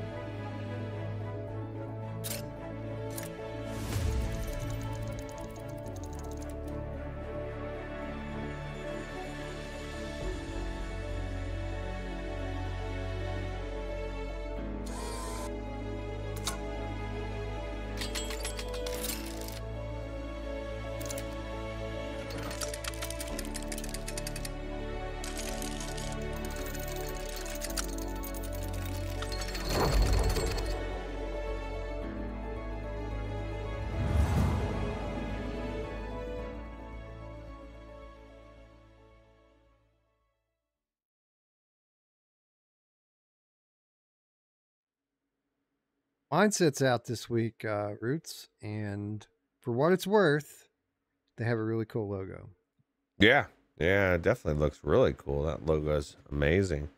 My thing is, I'm hoping, like I was telling you, I hope that there's like a little bit more than just the cogs, because I love Nog. Nog is like one of my favorite type of games, the 3D and and just messing with the box, I think this could be really cool if they do it, if it's done right. Yeah. Yeah, I don't know, man. I don't know. It's a bit of a departure for Carbon Studio. Carbon Studio brought us the Wizards. Carbon Studio brought us Warhammer. They recently brought us what was the that pirate game that just came out, Cryman. And now this, and I don't know. It could be good. It seems like a lot of the same thing in different environments. So these are mechanical puzzles, gearbox puzzles. But, you know, it comes from a pretty good studio, and it is story driven. So who knows? Maybe it's good.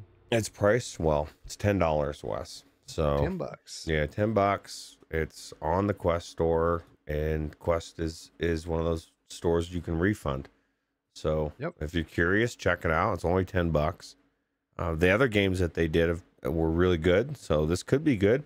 It's really going to come down to how cool the puzzles are, and because it sounds like they're kind of, it could be unique with the way that you have to do things, and then how cool is the story, overarching three-chapter narrative that's bringing it all together.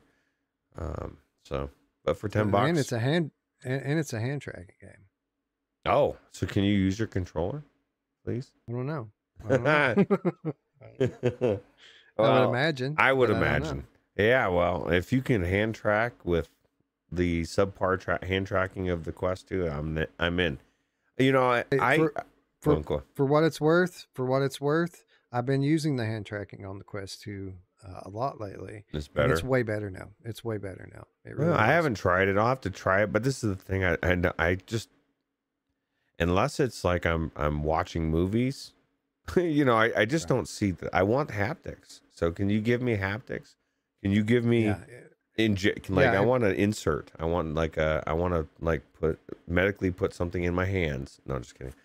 I don't know, gloves. No, but you're right. For a game like this where you're handling a gearbox, you're going to want to feel that thing moving, right? Right.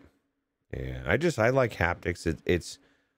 It's very weird to me to not have any sensation in your hands at all when you're handling stuff, and you're already limited to the haptics of what the controllers are doing, which, you know, granted, the PlayStation VR 2 is so much more advanced than the other ones, but now you want me to do none. I mean, it is, I guess, in this mindset, it's a box, it probably would be fine, but I still think I'd like haptics. For sure. And this is kind of one of the things that makes PSVR 2 so good, is that they're actually advancing in that. They're giving you better controllers instead of trying to get rid of them, you know? Yeah, absolutely. Chris Richardson says, hand tracking is groovy. I want my Demio with hand tracking. And I agree, but at the same time, again, after playing the PlayStation VR 2 version, there's things going on in the controllers that you take for granted that I would miss, you know? So everybody's different, though. Everybody's different. If Chris is into that hand tracking, then good. And I prefer to have controllers. I agree with you in this respect, Chris. 100%. That type of game is perfect for hand tracking. Like, you know what I mean? You're moving literally rolling a dice, and you're moving your character around, and it doesn't have to be that precise. And yeah, I think it's definitely would be a good mix for those that don't care about the haptics. So right, for sure. All right, and then that brings us to the star of the week. This one's actually not out yet, but it's going to be a good 4th of July. This is it, Operator. Conrad's deepest subconscious. The Colonel is a member of an organization known as the Consortium. This threatened biological attack is a massive step up in their campaign, and we need to stamp it out.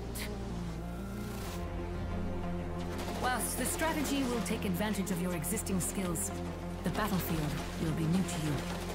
Inside a human mind. If those codes are anywhere, it's here.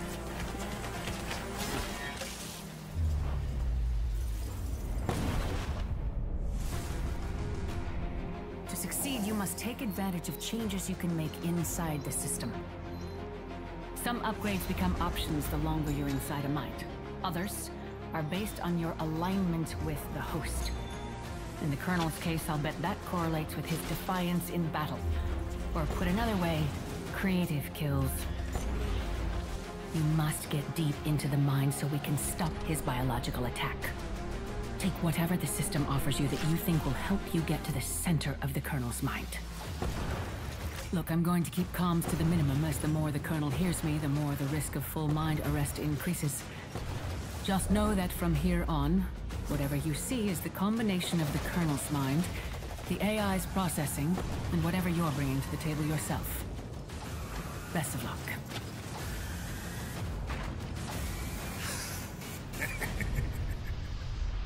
Another toy soldier sent to the killing fields. You think you're the first they've sent? You can't win. Watch out, Operator. His defenses have never been greater. Defeat them, and we're confident we'll have the codes to stop the attack. I'm sorry, soldier. This place will be your grave, as it was mine.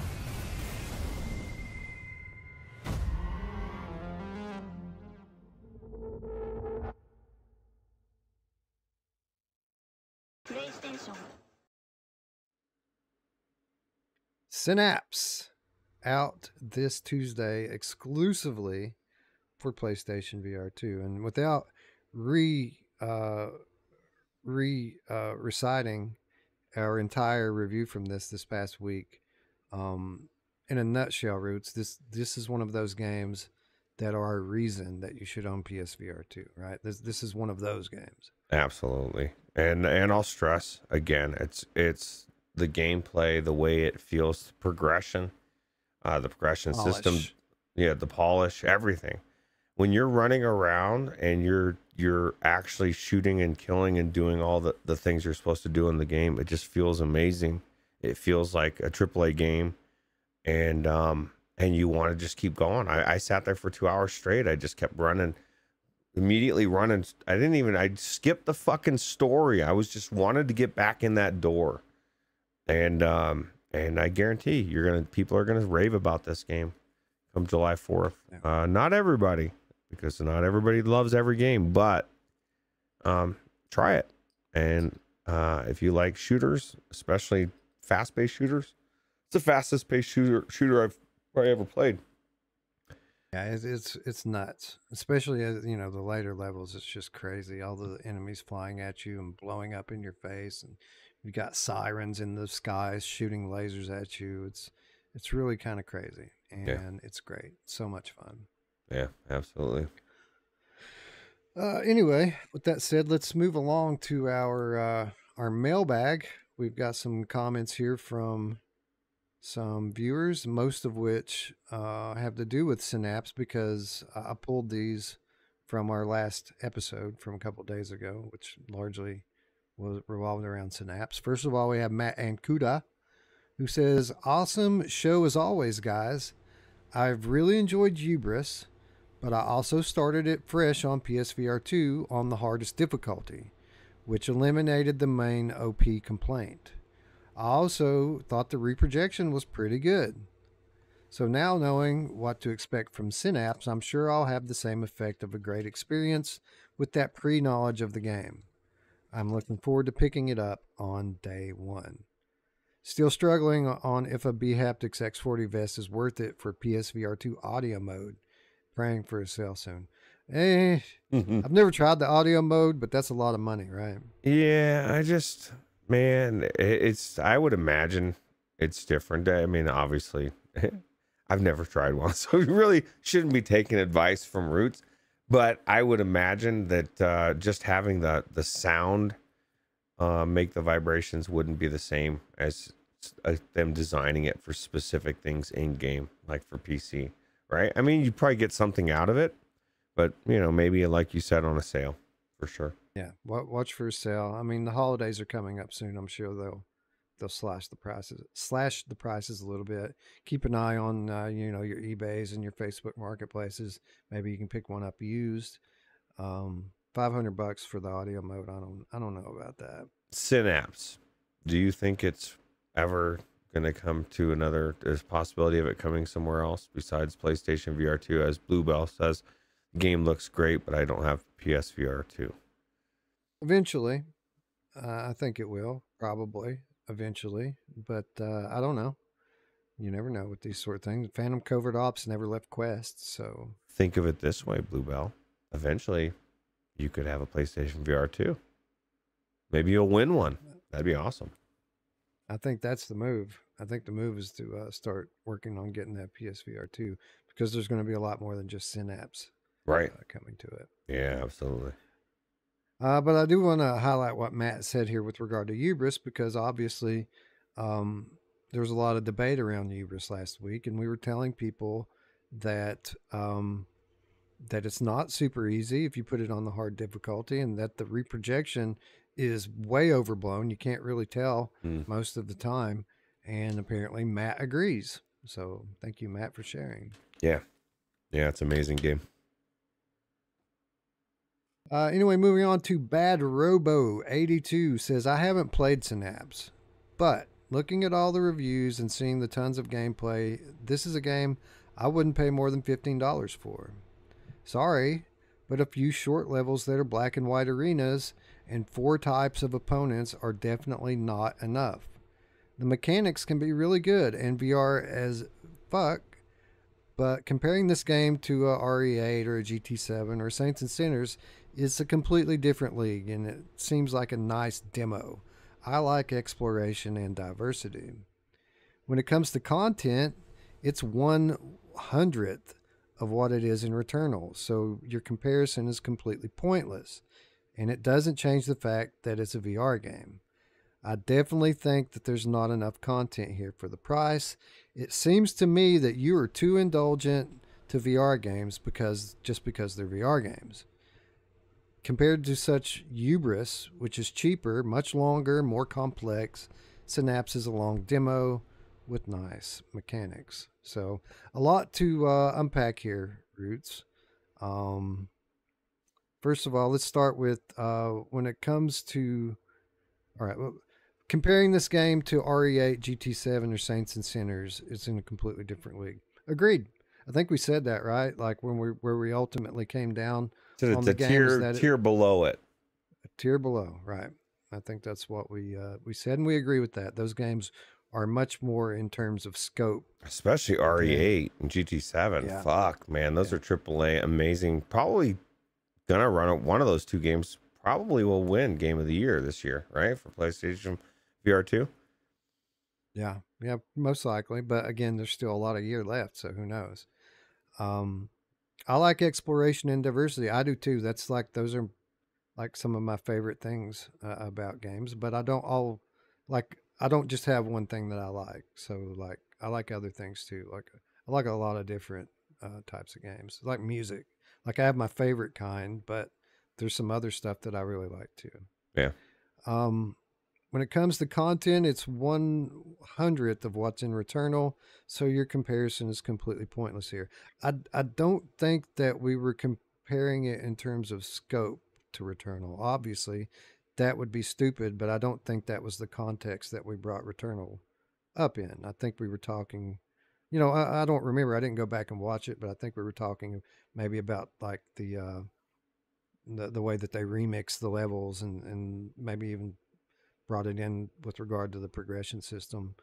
Well, it's half the price of Returnal too, right? Returnal's $70. Yeah. So yeah, I don't think we were trying to compare it in terms of scope. There aren't very many games. It took me 100 hours to beat Returnal. I don't want to play most games for 100 hours. Like typically, you give me 10 or 15 hours and I am good.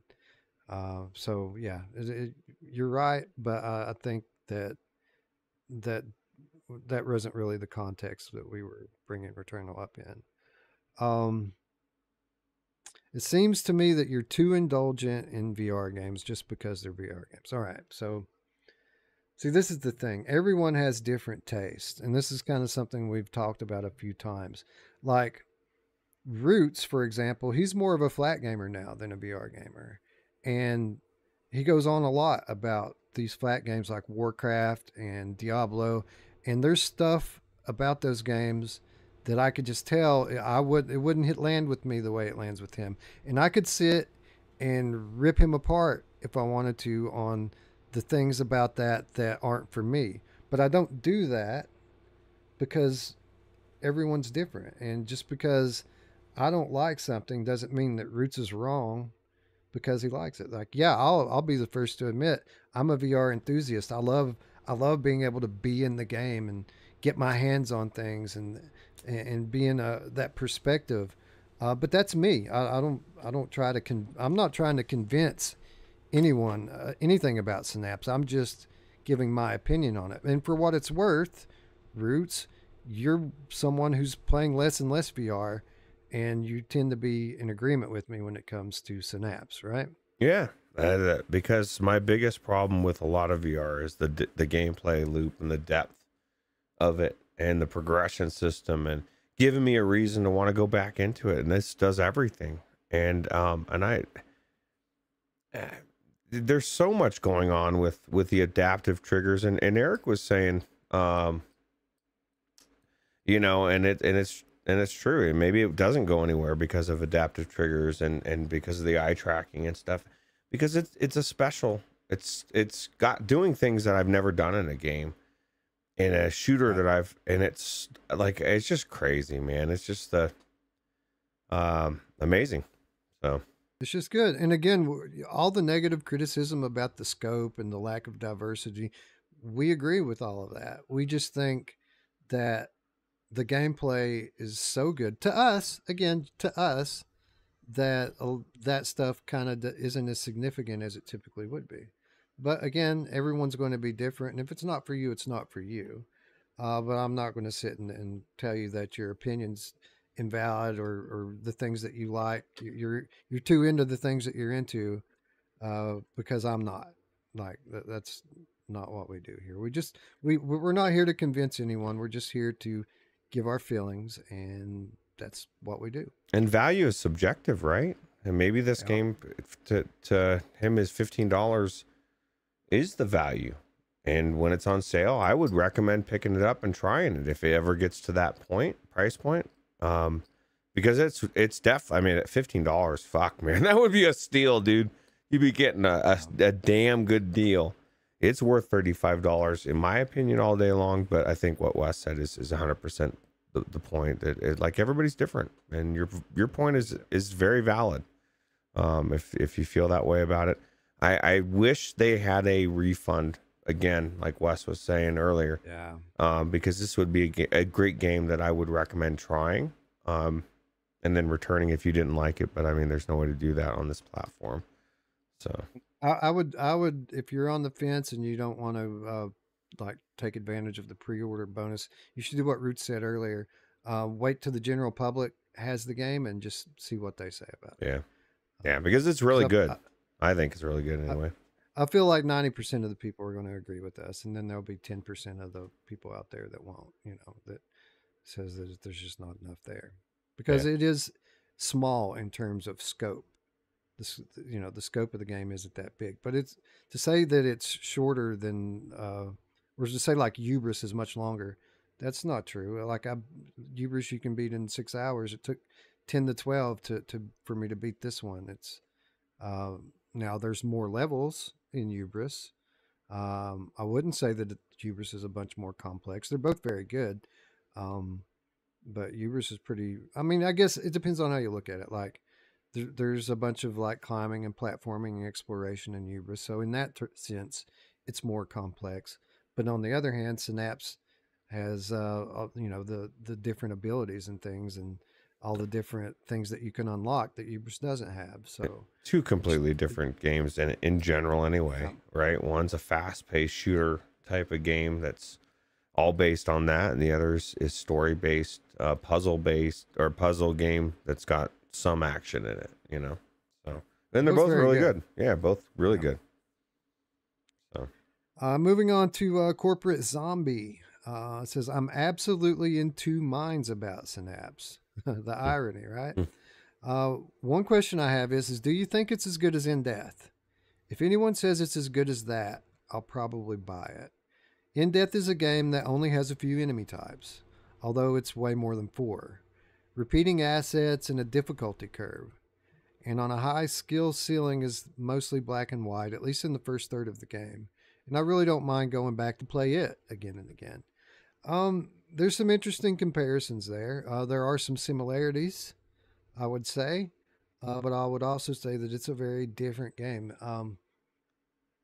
I would say that In Death is a much more skill based game, and it's more built around replayability through leaderboards and things like that. There are no leaderboards in Synapse, at least not yet.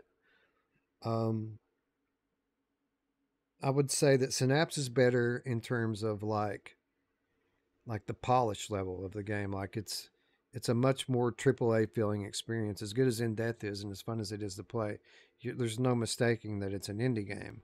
Like this is a AAA level of quality with Synapse. I'd say there's a bit more in terms of scope and like assets in general with In Death.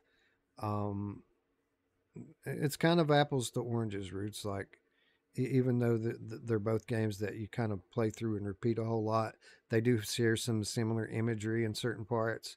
I would say that they're two very different games. Yeah, they're both completely different games. Both really amazing in their own rights. You know, like archery, go In Death.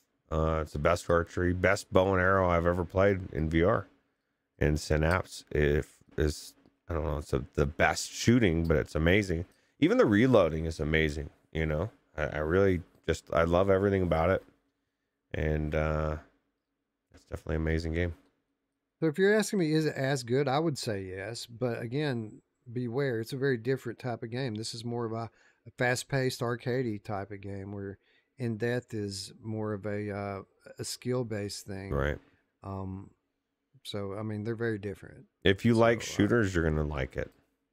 You know, you better have your VR legs though. There's no teleport, right? Or is there? No, I don't think so. Well, maybe there is. I don't think so though. I didn't look for it. I guess I mean, I don't know. I didn't get as far as you did. I just played running around going crazy. Is there a way that you could play not moving around a lot, like as much as, you know, you said you got to a point where you just started running around crazy too? I suppose you could. You know, everyone's going to play it differently. If you want to lay back and pick people off and use the telekinesis a lot, you can blow people up and throw them from a stationary point. You can't sit too still because the enemies, they spawn in around you, like they teleport. So if you stand in a spot, they're going to teleport in behind you and get you. So you do have to move, but how much you move is going to vary from person to person. Yep, absolutely. And one more comment from Gaming Legends 007. Thank you guys. Great show. I missed it live. I'm so glad you addressed the quickfire reviews and concerns. I totally agree with your thoughts on Synapse based on all that I've seen from the collective content creators. So thank you, Gaming Legends. I think most people are in agreement with this game, the people that have played it. There have been a couple of naysayers, but it's been... I think Hubris was much more divisive than Synapse. Like there was a lot more dissent with Hubris. Synapse, it's 95% positive and just a few people who are complaining about the scope of the game. Right. Anyway, moving along, it is that time again, friends, where we ask you all to take just a moment of your time to support these developers by doing what we're about to do and go and wishlist a game. It's an easy thing to do, just a couple of clicks, and it helps to elevate these games to a higher status on their respective storefronts. So I think, Roots, I think I'm gonna wishlist Galactic Catch. I was trying to decide between that and Darksword. Yeah, I think both of them are good choices because they're both games that a lot of people don't know about, and I think that the wish list is going to help both of them pretty well. So yeah, absolutely. Maybe we just do both of them. Yeah, I agree. So that's what I'm going to do. I'm going to wish list both of them. Boom, there's Darksword.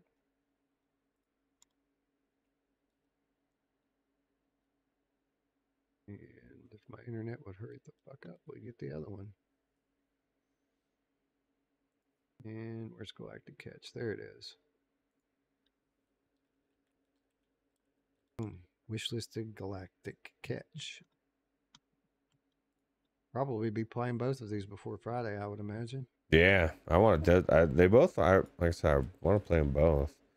I know that. I mean, I was kind of curious because one of the things I did ask Dee as well about the Galactic one is, you know, what about the environments? And she said they were really awesome, like really good. So, just another point, you know, another game that makes our point about Quest graphics. Like Quest graphics in 2023 are good enough. Yeah. Like in most cases, like not every game is Grid Legends anymore, you know. Yeah, I miss Grid Legends. From Colossus in the chat says, I really enjoyed Hubris on hard mode. It has a slider in the settings that lets you increase the image sharpness. So head straight to that. Yeah, I guess we probably should have mentioned that in the review that we did for it. There's a sharpness slider on PlayStation, which this is something that we typically don't get graphics settings on console. But this is absolutely there, and I immediately turned it all the way up as soon as I started the game. So I can't tell you that it was like better or worse because I never played it without it turned all the way up. Why can't Hello Games, with everything they've done with their game, fucking make the PlayStation VR2 sharp? Fix the how many times have you seen, Wes, a patch notes that says that they fixed the clarity of the No Man's Sky or whatever, and then Radio Runt goes in there and he said they didn't fix it, like every time. And I'm like, man, I want that game. I want to go in there and play that game proper, and I can't because I don't want to look through Vaseline. People said that when No Man's Sky launched on PSVR 2, that it would look better on PSVR 1. Oh God, that's crazy. That's crazy. Crazy, right? That is crazy. Yeah, Radio Run says it still looks like shit. Yeah. That's not good. No. I've thought about picking it up a couple times. I own it on Steam, but I just want a version that runs really well that I don't have to worry about. And so I've actually got hard copies of that game. I've got 2 copies on disc of No Man's Sky on PlayStation. I bought it when they first announced that VR support was coming, and it was like, I don't know, $5 at GameStop or something stupid like that. Like, that's crazy. Yeah, I guess I could do that. Look for the used copy of it, right? Absolutely. Anyway, looks like most people wishlisted Darksword. Let us know in the comments down below what you wishlisted, and maybe we'll read off your comment next time we go live on a Sunday, which again probably going to be 2 weeks from tonight, because we're doing the top 25 on Without Parole next Sunday, I think. Oh man, that's gonna be good. You said 3-4 hours, right? It takes. Yeah, well, last time we did it, it took like 6 or 7, but that was top 50. And it was like the ultimate top 50, the last top 50 for the regular PSVR, and we had 5 people on, so it took a long time. I don't expect this top 25 for PSVR 2 to take nearly as long, but yeah, it probably will take a few hours. So where on the 25 do you think what's your guess? Where's that going to fall? I don't know. I don't know if I'd make it number 1. But maybe like 2 or 3. 2 or 3, yeah. Beat Saber's definitely got number 1. What's up, Michelle B? What's up, Simplex? What up? Anyways, what else? Oh, I guess our final reminders this week and every week, and that is how you can support us and our channel and our community. Of course, the best thing that you could do, if you haven't already, is subscribe. All you got to do is click the button, but don't forget to ring the bell so that you can be notified next time we go live, which will likely be Friday, but who knows? I might stream something this week. I've been itching to stream lately, Roots. So I'm going to be playing some games this week. Maybe I'll hit the button and share it with people. Yeah, and if you want Wes to stream, or you actually have some suggestions, put them in the comments as well. What do you want Wes to stream? I'm going to be playing this stuff that we were talking about. That Wes is like, I've already decided what I'm going to be. Well, no. Well, I mean, I'm going to be playing some stuff. What do you want to see is the question. So, that's true. We're probably going to be playing Darksword. We're probably going to be playing Galactic Catch. On PlayStation VR2, I'm probably going to get into some Song in the Smoke. Synapse. And some Moss. July 4th. Yeah. Synapse is coming out on Tuesday. So, yeah, let me know what you want to see, and maybe we can make some time to stream this week. I think Awesome Tatum just nailed it. Fallout 4 with mods, Wes. It needs to happen. It needed to happen a long time ago. And I need to do it with you. And Eric needs to do it with you as well, as a part of the show, I think. I would agree with that. I think that that's a very, very good idea. Not this week. Not this week. No. Maybe next week. Yeah, I think that would be awesome, because I've played the game. I've never played it with all the mods. I've played Skyrim with tons of mods, but not Fallout 4. So, yeah, well, this is one of the best games in VR, period, that I've ever played. So if the mods make it better, then that's going to be incredible. My number one mod is, Wes, and just a spoiler, whatever makes me not have to build my fort. Let the AI fucking run around and do the shit, because that's what stopped me.